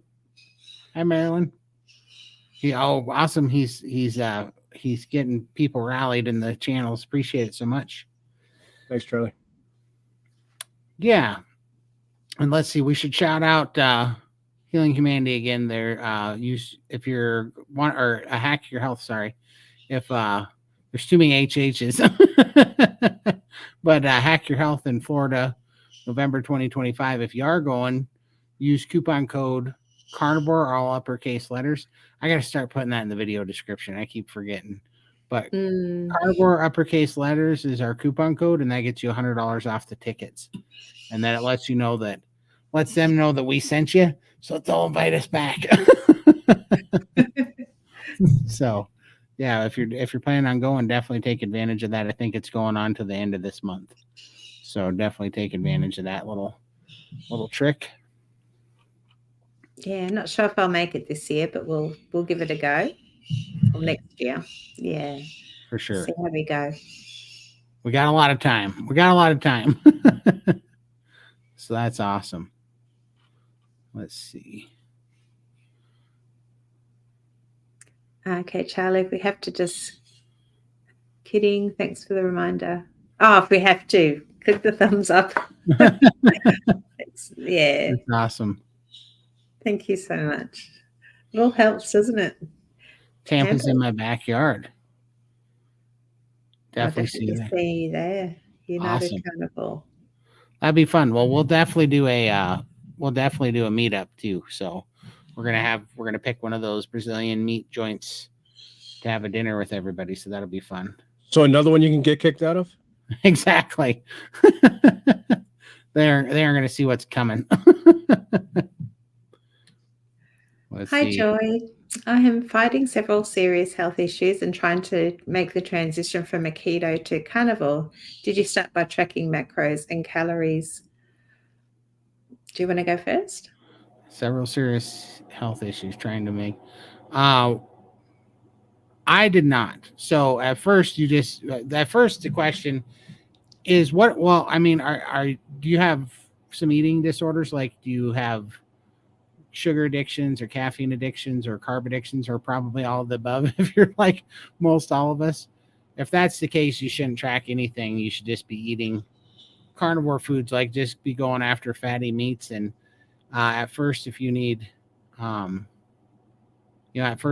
dairy or whatever, eggs, dairy, whatever just keeps you carnivore, whatever your favorite meats are, you should just be hitting those pretty hard to get through the cravings. And then once you beat the cravings and you're no longer, white knuckling, not eating soda or, whatever your niche is or there, then you can start refining it and kind kind of building it for your purpose, but definitely at first I would say no macro counting. What do you think, Lindy? Yeah, I feel it gave me a lot more stress. I actually signed up for coaching and was harassing my coaches, like, tell me how much fat, how much protein. I need to know in grams exactly what I need to eat so I can follow it. And they're like, no, trust the process, just eat. And it wasn't until actually, just let that go and just started eating and got rid of that stress of worrying that things actually started to move. So it was too hard for me to do the tracking. And I think tracking is important when you get closer to your goal, when you've got that last, 5, 10, whatever pounds to lose, Stubborn then you weight. then you can worry about the tracking and really fine tuning things then. But if you're just wanting to heal and sort all those issues, I think priming is where you need to be. If you put a little bit of weight on, you just disregard that because it's going to come off quickly once you get into the program. It's a healing journey for you right now, is what I'm hearing. For sure. Yeah. And I'm seeing that again here where she said, I'm worried about gaining weight, but also I do the right thing to heal. Yeah. You just can't be worried about gaining weight. Like I get it. even I know all the right answers and I just gained almost 40 pounds of fluid repriming. And I still had to tell myself, why do you know this doesn't matter? You know, this is going to come off quick, but it does mess with your head because you get used to feeling lighter, right? And then you put on certain amount of fluid and a certain amount of just retention food that's in your system when you're priming and you're eating a lot. It messes with your head. But the fact of the matter is the only way to your goal is through it, and you have to heal first. And a healthy body is not a lighter body. It's just not. You're not wanting to lose weight. You're wanting to lose fat and you want to be leaner. And that's all good. But the fact of the matter is, in order to be lean, you have to build muscle first. You have to build bone density first. You have to heal your mitochondria and your metabolism. You have to heal your immune system. All these things have to be healed and feel safe before your body runs efficiently, and then it'll start burning up that fat. And so, weight is kind of arbitrary, right? You don't just want to lose weight. Like, you don't want to lose muscle. You don't want to lose bone density. You don't want to lose lean tissue mass. You want to lose fat and bad fluid retention, especially inflammation fluid is what you want to lose. And so you got to do it right. And you got to be okay with actually not looking at the scale for a long time and just thinking about how you feel, and that is a trick for sure. And there might still be a little bit of a detox for you coming from keto, so you may feel worse before you start to feel better. For sure. So, yeah. No, I was born in Miles City, Montana. I live just outside of Bozeman, Montana right now, but I've definitely been to Whitefish and Kalispell. So that's awesome.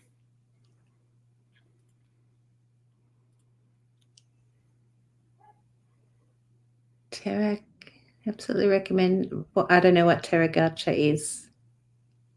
I think it's a restaurant in Florida. Oh, okay, right. All right, I'm going to hold on, leave that on there. I'm going to screenshot this because we were just talking about, we did Fogo de Chao. And by the way, Terragacha, you want to sponsor us? Now's your chance, because I'm about to talk some smack about Fogo. They'd sponsor if you were vegans. I'm going to take a picture of this, and that way we can look it up, because we were just talking about doing something better than Fogo, because Fogo is all right, but we're going to see if there's a better one out there. Okay, so it's hungry. Don't read. Feed me.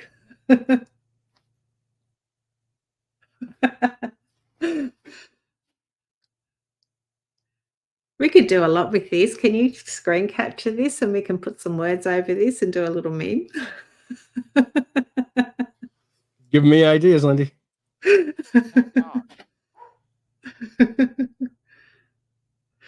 Oh, poor thing. Oh,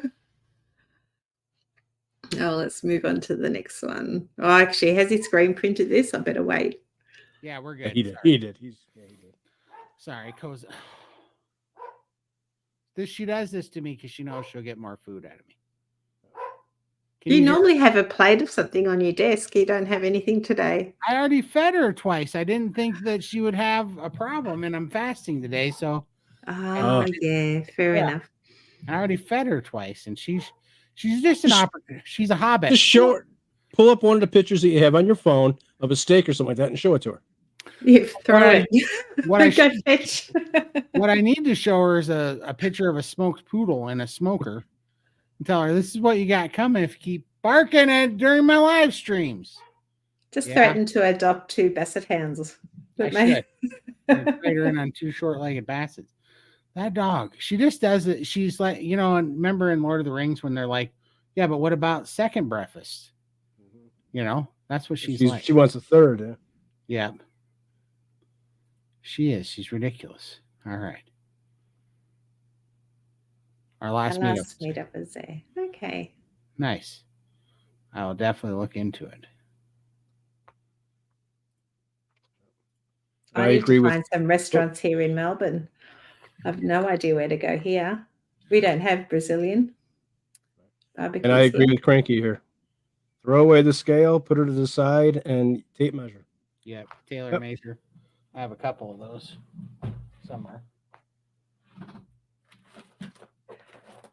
Hey, Mama's got a good thing. Hey, but maybe instead of the raccoons, it could be maybe the basset hounds are out there, and she's warning you. Yeah. Maybe. I wish if there was food out there, she wouldn't. If there was food out there, she wouldn't warn me about nothing. She would split it with the basset hounds. My order would be gone. But yeah, no joke. All right. I'll pull up this one. After binge watching my 600-pound life, I tried Dr. Now's 1,200 calorie diet for 3 days. Pretty sure I broke something metabolically. Yeah. For sure. Look, if these calorie restrictive diets worked, I mean, yes, if you starve yourself and you stop putting molecules of food in your body and your body burns off molecules, you'll eventually get smaller. Is it the weight that you want to lose? Also, is it out of health, right? Is it because you're thriving? None of these things are right. It's ridiculous. It's just that, if you starve something long enough, but how long can you starve? Is that sustainable? Can people starve? Yeah. This is why I love carnivore, because you just eat when you're hungry and you stop when you're full, and you don't eat again until you're hungry again. And you've got that off switch that I never had before. This would be torture for me. I'd be clock watching. When's my next meal? Having 3 meals a day. How many calories have I got left? And, all the macros that you have to measure out. That would do my head in. And then you've got all that stress of trying to do it right. And then they're going to tell you, oh, you're doing it wrong because you're not losing weight. And it's probably because you've tanked your metabolism, the stress and cortisol's way up, so you're not going to lose weight. And then you feel like a nutter. Like I'd go schizophrenic, just Sure. It's awful. Torture. It is. It's ridiculous. It's absolutely ridiculous. That's why there's another diet fad out there that is high volume, low calorie food, which is so silly to me. I mean, yes, I think if you were going to go on a diet that was calorie restrictive, I think that's your only option, is to go high volume, low calorie. And even then, I wonder where these guys are going to be. Yes, they get lean, but where are they going to be when their body's made out of these building blocks of hyper processed, low calorie nonsense, just because they can get these weird macros in? I wait to see where that's going to lead, in the future, because there's several people out there that are doing that now.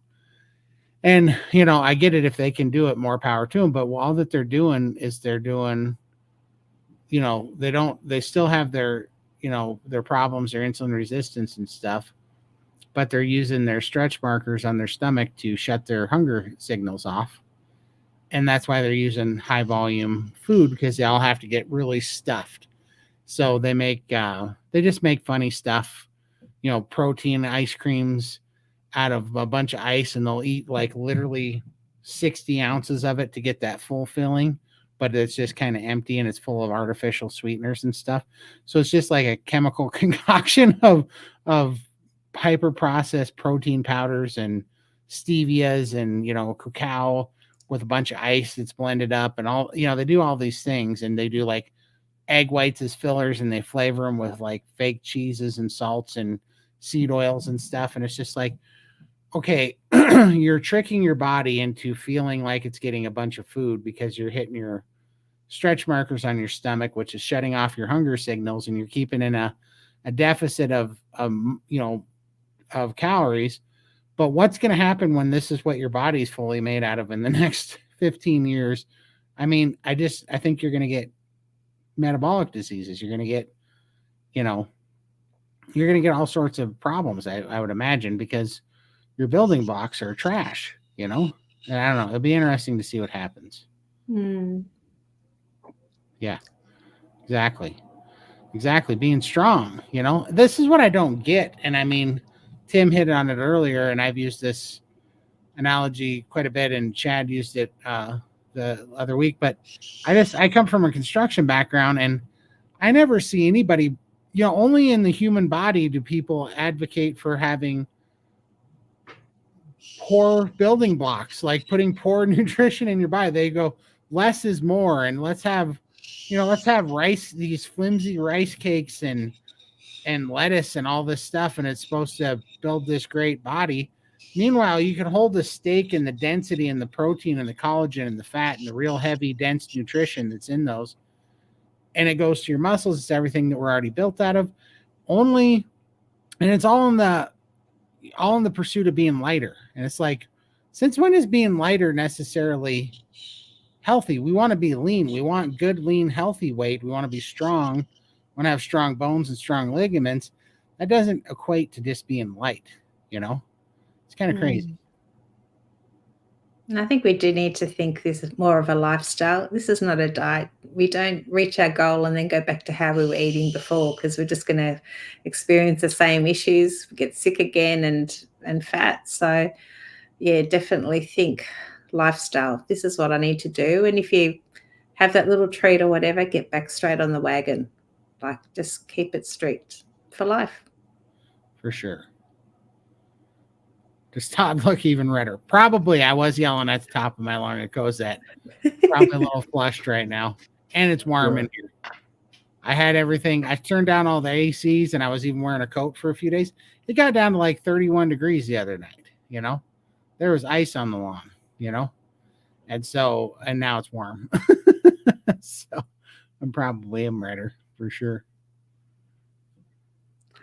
I go to a Brazilian steakhouse that is around $20 a person in Sandy Springs, Georgia.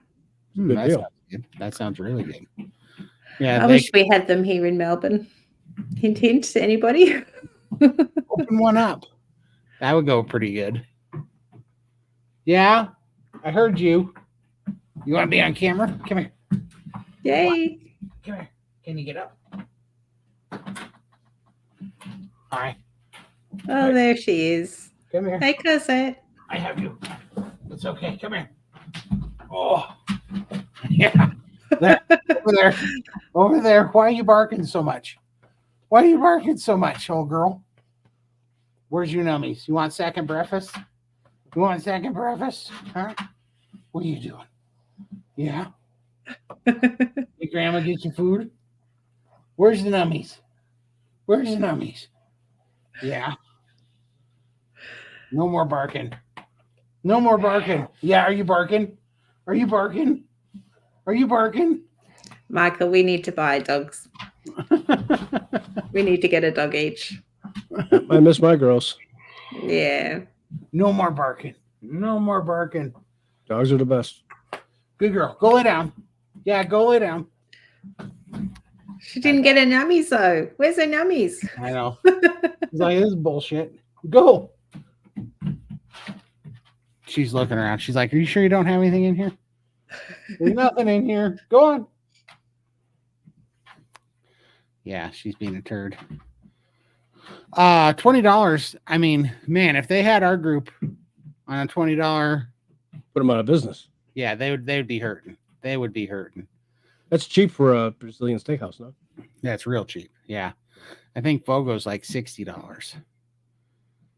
Yeah. Or at least it was. Howdy, howdy. Hi, Hope they're not getting their meat from Springfield, Ohio. Yeah, no Is joke. that The Simpsons? Is that where that is? Oh no. Okay. Sorry, I'm out of it. I'm an Aussie, remember? I don't get your jokes. We got a lot of issues here in the United States. That's okay. Porto, Brazil. Well, we're gonna have to look them up for sure. Always. It may look sweet and innocent, but far from it. They're catching on, Lindy. I know, right? Do you feel as if your hunger signals are healthy at this point? I still have problems eating enough and can easily fast, which isn't optimal for me. Carnivore, 1.5 years. I've problems eating enough. Yeah, I think that's a bar you just have to force to raise. Like you have to prime, or else it's not going to go up. It's kind of weird. It's like a benchmark that you don't know you can hit until you hit it. And I'm right there with you, because we are so used to our hunger signals being influenced by hyperpalatable foods that we don't know how to do it ourselves, kind of out of necessity. And so you kind of got to push them. And that's why it comes with lethargy and hating ramen and being miserable for a short period of time until your appetite opens up, because you have to force your metabolism and to kind of heal, And that's not just, this isn't just like an SBG thing. I keep forgetting to look this up. I got to look it up again, but I bring it up so many times. But Thomas Doran has a video that says something like my top 10 or 5 expert advice on losing weight. And he brought in like the first or second expert on there talks about he's like a professional trainer for the UFC, and he trains big ticket fighters. And he was talking about to get them to lose weight. He said, especially if they have, DC, you'll have to remind me of what my body type is, metamorphosis or something. Metamorph, I don't know. It always reminds me of Mighty Morphin Power Rangers or whatever. But whatever this body type is, he said is hard to lose weight. And so he, mesomorph, I think is what it's called. But anyhow, he was saying that sometimes he'll get fighters in and he'll put them on like a 2,000 calorie a day diet or even less and work them out for 14 hours, and then they won't lose weight. And he said, but if he takes them and he actually puts them on a high protein, high fat diet and works them up to like 3,500 or 4,000 calories for a bit of time, their metabolism will get raised. And then he can drop them down to just like 2,500 or 2,700 calories, more calories than before. And they will actually cut weight and get down to fighting weight. And so it's a real thing, right? It's about showing your body that there's plenty to work with, that healing your metabolism and showing it that you're in a safe, plentiful environment and that you can run at a high rate of metabolism without having to worry about, conserving. It's quite interesting. And when I'm eating carbs, I just don't have enough switch. I just keep wondering where my next meal is. When I go carnivore, it's like I've got that off switch and I'm satiated with what I eat. So I find I undereat a lot. If I just listen to my body all the time, it will get to the point where I'm hardly eating anything, and then I tank my metabolism. So then I have to do a little mini prime, and that's just grazing all day for me and just getting that meat in to get that metabolism happening again so the weight loss can start. But I just find I get so satiated with meat and eggs, but yeah, I'm just not hungry. So I have to be on the ball all the time, and I have to keep changing things up. It's not one meal a day for the rest of my life. I have to just go with how my body is, and I've got the tools now to be able to adjust. For sure. But I do never going to get rid of my off switch. I love that too much. No carbs for me. I put a link in the chat as well. Is that the video you're after? The 7 fat loss scientists, Carnivore. Ooh, I think it is. Convinced me that, yeah. Yeah, I think it is. Yep, I think that is. It was like the first or second guy. I think that is it. Hmm. Because that was on Thomas's channel. Yes, it is. Yeah. Yeah. Yep, I believe that is the one. Thank you so much. I keep repeating that since I It's watched. on your WhatsApp. I actually sent it to you the other day when you mentioned it as well. Oh, thank you.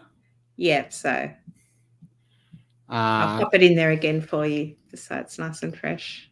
Thank you. Calories don't account for normal effect of hormonal effect of food calories, and calories out doesn't work 100%. I mean, it's obvious, right? You can't, the type of calories. Oh, I got to say, so Dr. Chafee is having a premiere tonight with Gary Taubes, or however you say that. But anyhow, so that'll be a really good one. But he was the first one that I was heard talking about, these, type of things, how the big food companies need us to believe that there's no difference in calories. Him and Dr. Robert Lustig. That's why they want us to believe the calories in, calorie out thermodynamic hypothesis, because then they can shift the blame. As soon as we acknowledge that the type of calories matter, that calories from Cheerios and Fruit Loops and Pop Tarts and breads and hyper processed foods and Coca-Colas and all these drinks and all this crap, I mean, that's incredible, right? And so, and I mean, just like it's this is going to be going around because it was at that Senate meeting or whatever hearing the other day that Jordan Peterson and Michaela Peterson and all the health experts were at. But I love what this one guy said. He goes, as soon as your grocery store has a health food section, what does that make the rest of the store? Good point. Yeah. Makes it the unhealth food section. So it's pretty funny, right? It's pretty funny, the games that we play, but that's why they don't want us to acknowledge that the source of the calories matter the most. Because as soon as we acknowledge that it changes our buying habits, and it also puts liability back on the people that are putting poison in the stores. And so they can't have that. They need it to be our fault, which means they have to standardize all calories. And that's where that crap came from. The fitness industry keeps you sick and kills as many as the medical system. Yeah, I believe it. I do believe it. It ruins you first, then it puts you in the medical system. Yeah.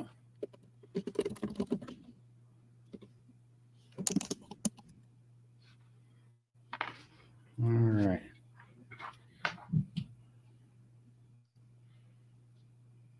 I used to wash and eat about a pound of green beans, so I'd be full enough to pass up dessert. I know. Right, and the exact reason that you're doing that, this is the stuff that they don't tell us, that they should tell us. This is stuff that'll get us free. This is the exact reason why you're doing that is because you lost leptin sensitivity, because hyperpalatable foods are built to block leptin sensitivity. Insulin resistance blocks leptin sensitivity, and leptin sensitivity is your satiation hormone. So if you don't have an off switch that Lindy talks about, you have to hit your secondary off switch, and your secondary off switch are the stretch markers in your stomach so that you don't actually tear open your stomach by eating too much. Like if you didn't have some kind of off switch to make you feel nauseous from overeating, we would just eat until our stomach's perforated, So we have stretch mark sensors. That's a secondary off switch to our brain that tells us to shut it down, and that it's basically mimics a satiation hormone. So the reason why you had to eat so many green beans was to hit the secondary off switch. And that's what's so silly about it, where if we eat if we eat the correct amount of calories and we don't pretend, just like they're saying about the hormones, if we actually balance our hormones and our brain chemistry so we can receive and send the correct signals, and we have a proper functioning gut microbiome, then you have a satiation hormone, and you don't have to stretch out your stomach. Your body will just tell you when you're full. I mean, it's pretty incredible, which I think is also why we are so used to not feeling that satiation hormone, leptin, that so many carnivores undereat, is because when you do feel it, it gives you, we've been used to stopping eating out of just straight willpower and grit when our brain was still telling us to eat, and we're eating these addictive drugs. When we finally get the little bit of help from leptin, man, we shut it down right away. We're like, this is easy. This is super easy. And we end up under eating, which is exactly why I had to prime, because as soon as I had leptin control, I'm like, this is great. I'm just not going to eat for a year, right? So for 9 months, I did OMADs and under ate, lost some weight at first, but then it tanked my metabolism because I wasn't getting nutrients. So I had to do the priming. The priming brought my metabolism up to here and then healed everything, gave my body all the building blocks it needed, healed everything. And then the weight came off much better, but composition changes happened. My skeletal structure actually squared up. It was crazy. I got taller. My eyebrows grew back. My, eyesight got better. Hair started growing back. It's crazy. All the things that healed up. My lymphedema got better. So it's the things that we have to experience, and you can't do it. You can't do it until you know, you should try eating the proper food and seeing what your body will do with the correct building blocks. And that's what priming is really about, is to give it like this unending source of nutrients and kind of push your body to see that it has it and watch it go heal itself. I mean, it's pretty crazy.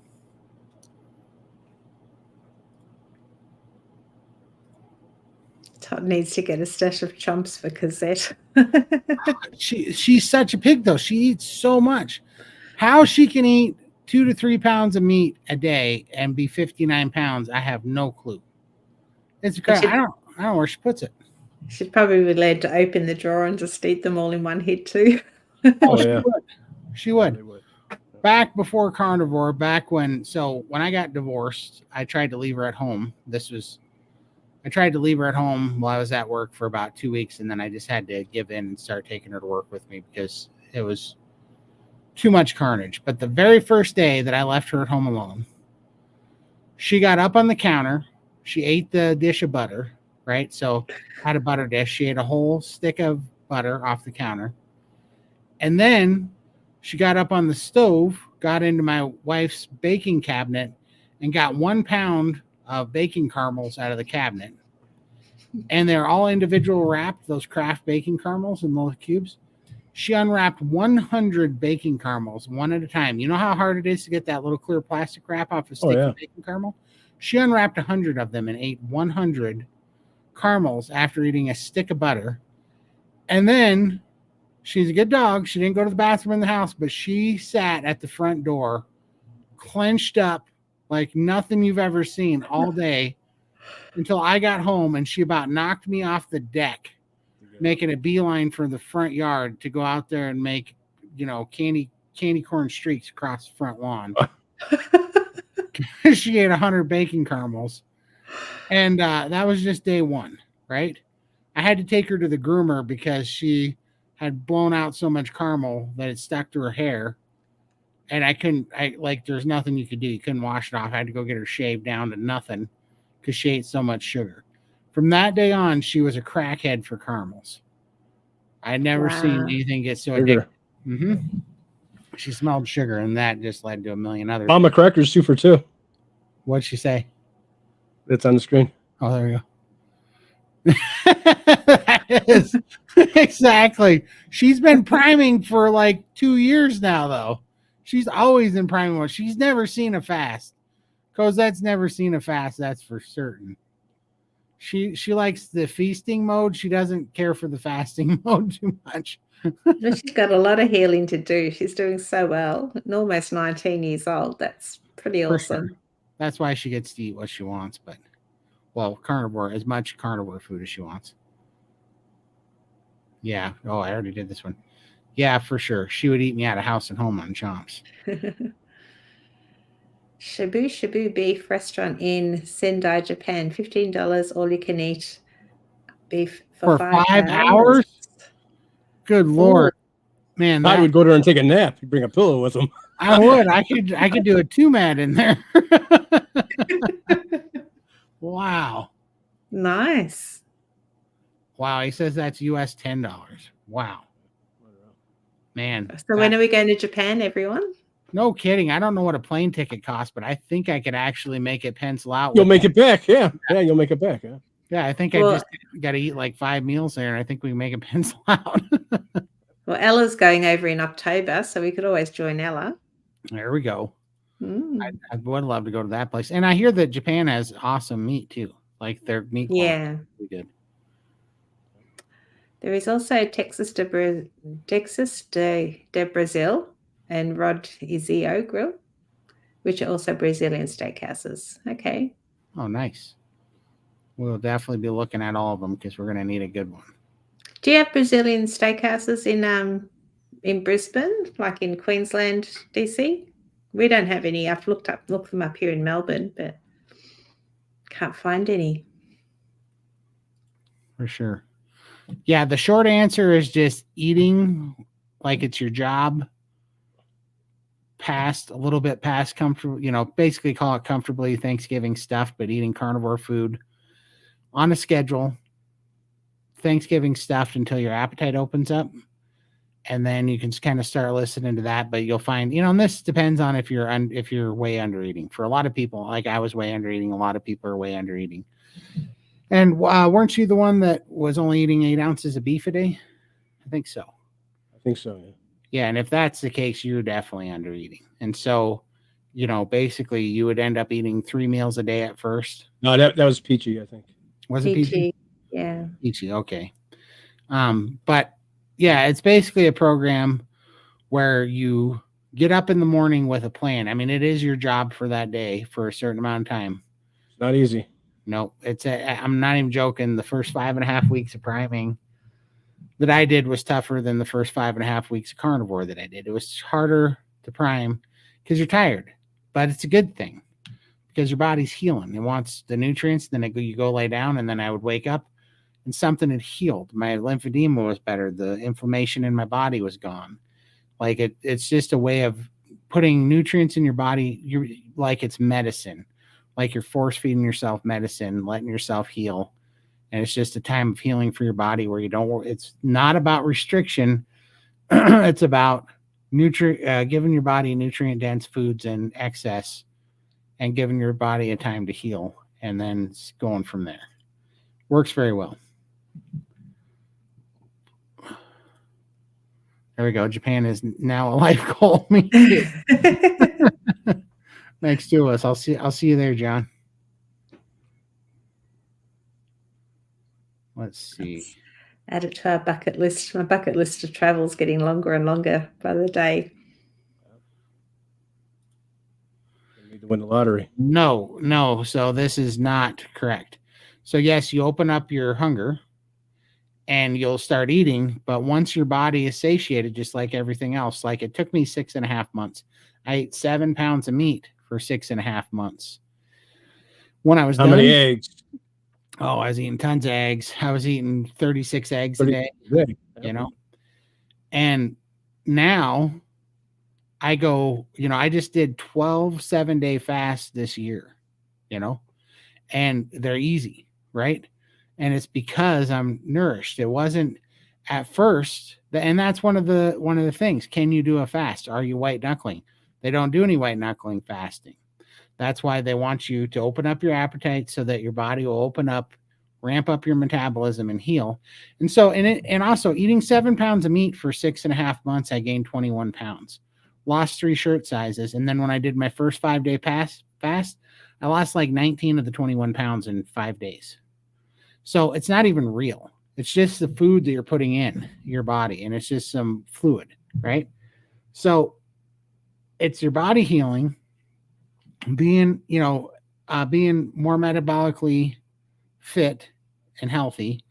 And then when your body finally says, okay, we finally filled in this deficit, we healed a bunch of things, you'll know. And then all of a sudden fasting will become easy. You don't eat like that for forever, but you eat like that to bring up your metabolism. And then, as for me, I've fasted enough twice now after the first priming that I've dropped my own metabolism by over fasting. So like right now, I'm at the 4th week of a reprime. I had to do it to bring my metabolism back up because, like I said, I did 12 7-day fasts this year, and my metabolism took a hit. Now I got my metabolism back up, And I mean, once you feel it, you can't mistake what what a high functioning metabolism feels like. And now my metabolism's back up, and I just started another 7-day fast. So that not at all. It's not at all to be white knuckling or hungry during a fast. It's till you get satiated, till your body catches up on its healing goals. Yeah, and priming's not a permanent thing. It's just a tool that you can use when things stop. So if you experience a stall or if you've got healing to do, then priming is a tool. And it's usually 2 weeks, a 2-week prime, but other people like Bella and Todd, they needed 6 months to get that, that freedom. So it's different for everybody. For sure. Yeah, mesomorph. Thank you. Thank you. I knew it was I thought I was either basically had fat guy genes or I was going to be Optimus Prime. One of the two. I knew it was something like that.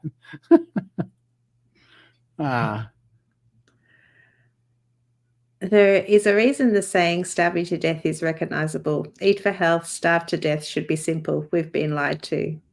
100%. Yeah. 100%. I mean, we don't do that to our animals. We don't do that to anything else that we build. We don't even do it to our gardens and stuff. You put good nutrients in and you get out of it rewarded. Like, it's crazy. We only do that to us. We're like, oh no, what we need to do is starve everybody. Less stuff, just eat less. It's like they're only saying that because they know what they're feeding us is poison. And yeah, if you're eating toxic poison, eat less of it. You'll probably be healthier. But if you could not eat any of the toxic poison and you could actually eat the nutrients that they've demonized and not eat any of that, you don't need to eat less nutrients. You can eat all the nutrients you want and your body will self-regulate once it's healthy and healed. Well, I'm eating less on carnivore because I'm not hungry. I could eat all the crap in the world. I just keep wanting it. So I am eating less, theoretically. For sure. Lindy, my friend, just had a letdown out. Only one in hospital. I was 1 day in hospital. Minimal pain after 3 days post-op. She feels great. No lifting stuff for 6 weeks. I can't wait for my turn. Oh, yeah, 1 night. Okay. Oh, look, yeah, keep in touch. I'd love to hear how you go. I still haven't done anything about it, but it is on my mind because I'm struggling with it for sure. I need to get it out. I was up all night. I managed to eat a little bit of steak last night and it literally got stuck. And then all night I'm lying down and it was just, I struggled. I didn't get much sleep at all last night because I just felt so full. So I just can't have steak at night anymore. Not that, I got to stick with my eggs, I think, if I have anything at night. But you had a bad night. For sure. Hey, y'all, I'm headed home Wednesday. I'm in NC. North Carolina. Okay. I'll have to remind, I'm back on track so far, doing well while traveling. Great job, B-Dog. Nice. How's North Carolina looking, B-Dog? I can't tell you most of my non-scale victories in this chat due to the limited character threshold. I have so many directly related to priming, not restricting. Oh, that's a fact, Tim. We love watching it too. Yeah, doing amazing. 100%. You can always leave a comment after the show. You got more space there. Yep. I still not have leptin response yet. Really looking forward to getting leptin response. Yeah. 100%. Hang in there. It'll happen. I never thought I'd have it. I didn't even know there was a thing as an off switch until it came, and it was like, oh my gosh. Yeah, and I'm not getting rid of this. Just takes more healing, Everybody's in their own spot, but absolutely. Yeah. Tim's had so many awesome NSVs. It's incredible. A carnivore told me that if you're starving yourself, you have already failed. For sure. Well, and honestly, if it was working, why is 74% of the Earth's population overweight or obese? This is not the answer. This is not how we find health. It's not working. This has been a 100-year experiment that has gone terribly, terribly wrong. You cannot starve yourself out of a poisonous diet and think that you're going to be healthy. This is the most nonsensical horse crap that's been shoved down all of our throats, and we've been lied to. And now they're trying to shame us if we preach the truth. They're trying to tell us that Look at all the stuff that's healing us all and how much they demonize it. Oh, it's bad for the environment. It's cruel to animals. All of these terrible things that they put out there when it's literally the life-saving nutrition that we were designed and have always our species has always eaten, and they're trying to take it from us, and you have to wonder why that is. It's not for non-nefarious reasons by any means. So we have to wake up and know that this isn't bad science. This isn't just even greed. It's war. We're under attack. They're lying to us, and we have to understand that this system that's pushing against us is our enemy. We have to fight it.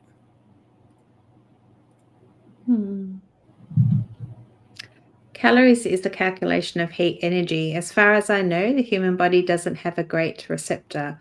All we would have is to sit in the sun to feed ourselves. Right. And Charlie will tell you, he's like, well, if calories all that matters, then hot water has more calories in it than cold water. So I have to do is boil the water and then eat it, and you're getting nutrition. Exactly. Silliness.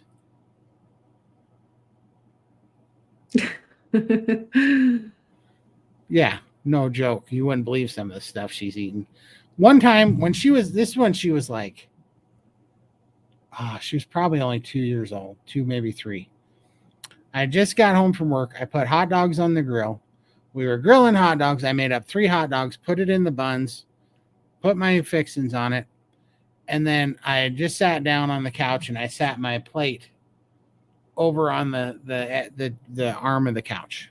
And I'm sitting there, and I was playing a video game or something at the time. Yeah, I see something moving out of the corner of my eye. Cosette has wiggled on the ground on her back, right up along the arm of the couch. And she stuck her little black nose up sideways, and she grabbed the hot dog in the bun, and she was pulling the hot dog out of the bun sideways. She was sliding the hot dog out of the bun, so that all I saw was a little black nose pulling the end of my hot dog right out of my bun. And she left me with just a bun with mustard on it. And she pulled my dang hot dog right out of that, was eating my hot dog. She knew to be a hot dog stealing ninja by instinct when she was like 2. I could not believe it. It made me so mad. But I mean, it was so funny. How can you be mad? It's like that was slick. That was super. My cavalier ate my mum's shoes. She'd always go into the wardrobe and have one shoe, and the other one was out in the garden somewhere. So. Too funny. Oh my gosh. The Royal Prey model diet for dogs says it should have 2 to 3% of their weight in food, depending on her activity. Oh, good Lord. She has. What is she having? So 10% would be 5 pounds. So 2% would. Yeah, she eats probably 5%. She eats probably 5%. So yeah, she's getting a little bit too fat, and she's not active. Her only hobby, she plays with the cat, chews with her Binky toys, and barks at the neighbors, and yells at the cat, and scratches and paws grandma for more food. And she probably eats 5% or so of her body weight. So yeah, she's hard work though, chasing food then. It's hard work figuring out how to be a beggar all day. That's interesting though. Because that should have 1.5 to 1.75 pounds of meat. Well, then she's not overeating quite too much. She's usually eating 2 to 3 pounds. She doesn't eat any less than 2. She needs to go get a job. No joke. Her meat is $7 a pound. That turkey. Oh. She needs to get a job. She better put that brain to work. I lived at the same house for 20 years. 3 months after I moved, they built a Brazilian steakhouse around the corner. Oh. Man. Time to renew that lease.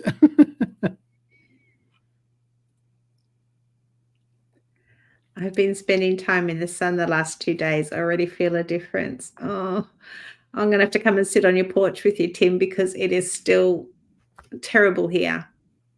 Cloudy. I miss the sun. Yeah, for sure. We got it got cold here. Then it warmed way back up, and then we got on fire again. So we had sun for when it got cold and rainy, put out all the fires, and then we caught on fire again like 2 days ago. So now we're full of smoke again, and it's hot. I'm like, dang it! I cannot believe we keep burning. So crazy. Fires in Wyoming are pretty bad too up there. Yeah, South of Montana. Yeah. yeah, real bad. I think it was at 50,000 acres or something last I saw it. I am anemic because of a GI bleed from damage created by radiation treatments. My GI doctor told me that there is no diet that could help me heal. That is so perplexing to me. Yeah. I'm not going to say anything nasty about doctors. They're not my friends at the moment. Pick me. Go, Todd. Yeah, I don't know. Just like I said the other day to a gal in SBG, I think the doctors are the ones missing a chromosome. I don't think, Carrie Mann had a heart murmur that was supposed to be hereditary heal. I had congestive heart failure heal, depression, anxiety. Lymphedema is like 99% healed. I don't think they have a damn clue what can actually heal. I would say, I don't think we can count on anything as a given, but I don't think we can write anything off either. We see so much healing on Carnivore; it's ridiculous. Our bodies are the best healers. We just have to give it the tools and the building blocks it needs, and keep it from being inflamed, and stop poisoning it, and let it go to work. And our bodies are already built with the best healer, way better than any of these freaking doctors you can get a hold of. But we may not be able to cure things, but we may make our symptoms a lot better than what they would be if we're doing a carb diet or SAD diet or whatever. So, yeah. For sure. Yeah, getting stuck. Yeah. Thank you. It's not nice. 27 years of that now I've had, so enough is enough. Yeah, for sure. I'm 2 hours away from the floods. I got you. I got you. Well, I'm glad you're safe. That's good. Let's see here.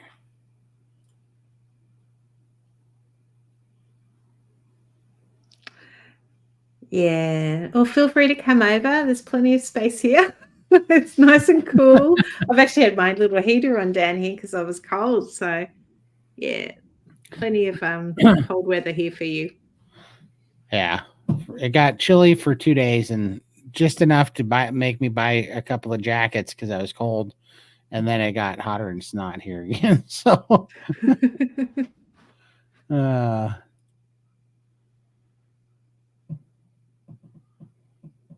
yeah, when the doctors say there isn't anything they can do, believe them, then eat meat. Yeah. 100%. Yep. True words and wise words. Doctors are great for broken bones and healing up anything you're bleeding to death or something, but anything else, I think do your research. I mean, I'm not saying don't listen to your doctors, but I think you need to have questions ready for them and do your research. 100%. And then Todd, what's been on the pellet grills lately after Todd's big flame up? So I've just been finishing off. So I finished off. I did an 18-pound New York strip roast, and so I have about 2 pounds of that. But that's going to Cozette because I just started a 7-day fast today. But yeah, nothing.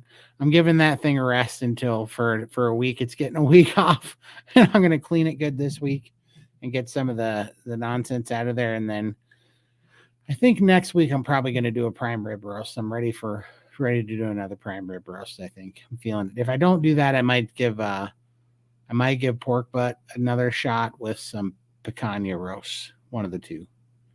It's payday for us tomorrow, so we'll be going out to get some meat, and I'll probably just get like a Scotch roast or something, pop that in there. And we did a lamb roast last week, which was nice, but it's all gone now. Yeah. So time to go shopping again. Time for a new one. Tucson was 45.6 degrees today, 105 Fahrenheit. Wow. Yeah, I'd move, John. I just wouldn't put up with that. If the thermometer says It's dry 100, heat. Dry heat. 45 degrees. I don't even know what that feels like. We don't get that hot here. That's amazing. Wow. I think maybe in the central Australia we'd get temperatures like that. That's desert there. right? Mm. Yeah. Does it hypnotize you to start your fast after she saw the groceries? Yeah, no joke. Mhm. Probably she would if she could. She'd figure out. She'd be like, "I'll take care of these. You relax. You look like She's been portly." she's been awful quiet. She must be in the fridge. She is. I'm sure that she went out and bugged Grandma, and Grandma probably gave her And something. I'm just gonna get it myself. Yeah. Yeah, either that or she's right now has her head. I'm not even kidding. One of the funniest times was there's a gal that comes over sometimes that helps Mom, and she was shopping for Mom, and Mom got a bunch of sliced turkey, and so she was bringing in groceries, and she put it in the fridge, and Cosette smelled the turkey in the bag, and then watched her put it in the fridge. So then when she went out to get another load of bags, Cosette opened up the fridge, took out the sliced deli meat turkey out of the fridge, sat it on the floor. She unzipped the little Ziploc bag. It's got one of those little zipper things on it. She unzipped it and was taking one piece at a time, was sitting in the middle of the kitchen floor, just eating one piece at a time of turkey meat. And it was just the funniest thing because when we walked in there, we looked at her and she looked up at us while we're eating. Like it never dawned on her that she might be in trouble for this. Like there was no way that this wasn't completely fine because she just helped herself to the turkey and she was being very polite about it. But it never dawned on her that she was in trouble for eating the turkey. She just chowed down. Trying to grow your eyebrows, Todd? I am. That's why I'm repriming. I had to bring back the eyebrows from the smoker incident. Charlie, you would have been impressed. That thing, now I know what you're talking about. And because I listened to you, I remembered what you said. So, because it was under the garage, And so I was like, you know what? I'm not going to open this just here because this could flame up pretty tall. So I backed the car out of the driveway and I pushed my smoker out into the driveway where it wasn't under anything. And I opened it up, and for 4 feet wide of that smoker and 10 feet off that grill, there was hot flames. It was super hot. I was like, yeah, it was. And I burned the crap out of my fingers reaching up, shutting it. And I'm like, well, we're just going to let that burn out. And I had no choice. I just let her burn.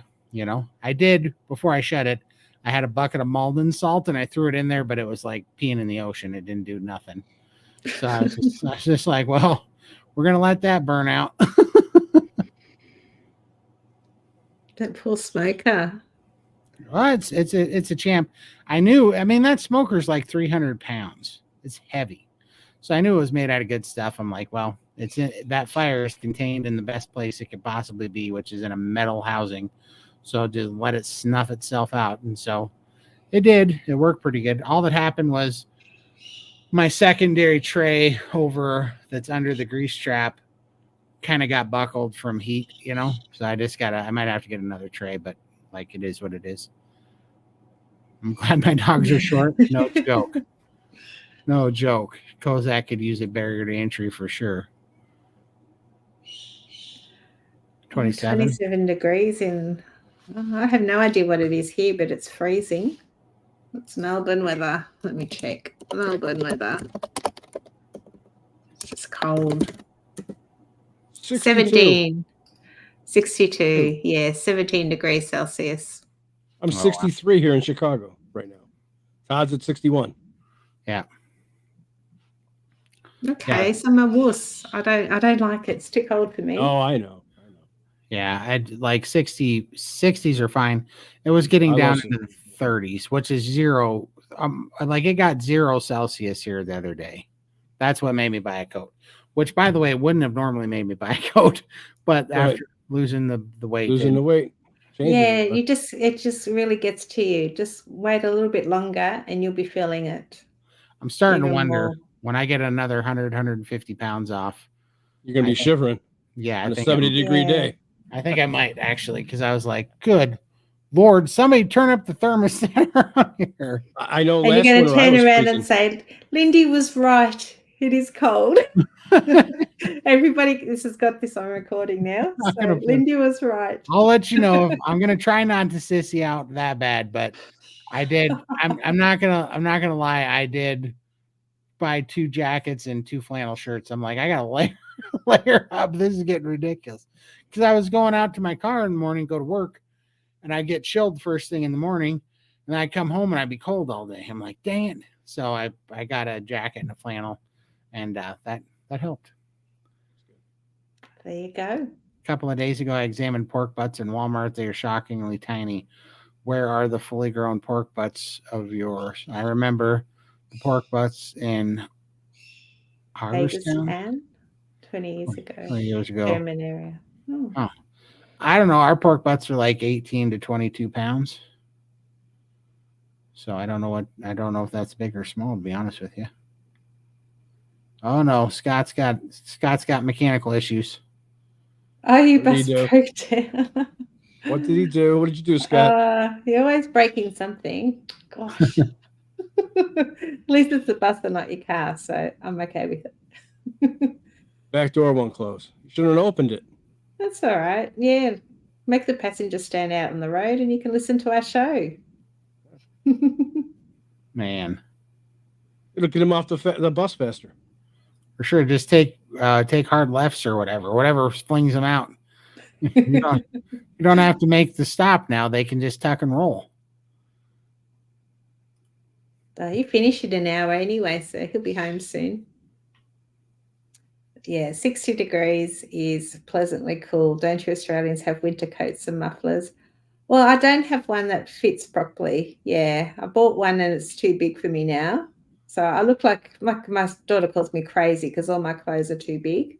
And then if I try and buy smaller clothes, they don't fit around my belly. So I'm just an odd shape right now. So I don't want to spend money on clothes. I'm trying to save up. So Wait. For sure. Best way to do it. Yeah. I think we caught up.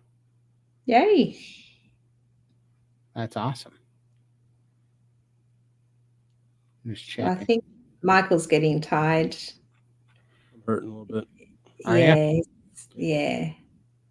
Well, I think we're caught up. I still got to do something for dinner too. I still have to figure out. I got you. Maybe I'll Well, cook after this. and we caught up with the comments. This might be a good. We might just call it at 2.5 hours tonight, so that. Let's see. Barking squirrel. Oh, wrong one. I'm clicking the wrong things. 20 pounds. That's hog. Oh, 2 pounds? How do you get a 2 pound pork butt? What kind of butt's that? That's not a butt. Cut down, yeah. It's not a full size. Yeah, that's It's about the size I get here. I get about 2.5, 3 pounders when I get them. Out of a pork butt? They're cut, yeah. Oh, my pork butts are like this big. They're huge. You buy the whole thing. I would love to get one that big. Oh, huh. I just picked up one. I got like a 2.5 pound, 2.7 pound or something. I got you. I didn't know they're that small. I didn't even know they cut them. I thought you just because pork shoulders and pork butts here are the same thing, but they're all about like a small one's 14, 15 pounds here, but usually they're 17 to 22 pounds, 18 to 22 pounds. Okay. I'd love to take you meat shopping here so you can show me all the good cuts. I have no idea. I just walk in there and it smells good, but I have no idea what anything is, how to cook it. So it'd be good to have a connoisseur with me to tell me which are the good cuts of meat and how to cook it all. For sure. Love to. We'll definitely. I want to see what the meat's like there. We'll go crazy. We'll make some fun stuff. We'll have to do a few lives. We'll put the smoker on and sit around. Not that we drink beer. Normally you sit around with a beer, a stubby or something, but we'll try and find some Topo Chico for you. There we go. Or some Saratoga or just sit around the smoker. For sure. Well, except for Michael's idea of Sky Vodka. We can't do that. No, I can't do that. You'll have a good time, but yeah, but it's not carnivore. Potatoes. It's Russian potatoes. But we appreciate you guys. We're going to let you guys go and chat with Michael, and he can go get to his dinner. Here's Charlie. Oh, you put the great. Oh, you son of a. I'm not touching. No I'm not hands. touching it either. Go ahead, Michael. I'm letting you do it now. Go ahead. Okay, I wasn't sure. Oh, okay. Till the price goes up. I The got prices, they were on sale. They were pretty cheap. Hard to pass up. Yeah, they probably were piglet butts. Oh, poor That piggies. makes more. Yeah, we appreciate right. you, John. We will see you guys next time. Okay. See ya. Thanks for coming. All right, guys. Have Bye, a good guys. week. Have a good week.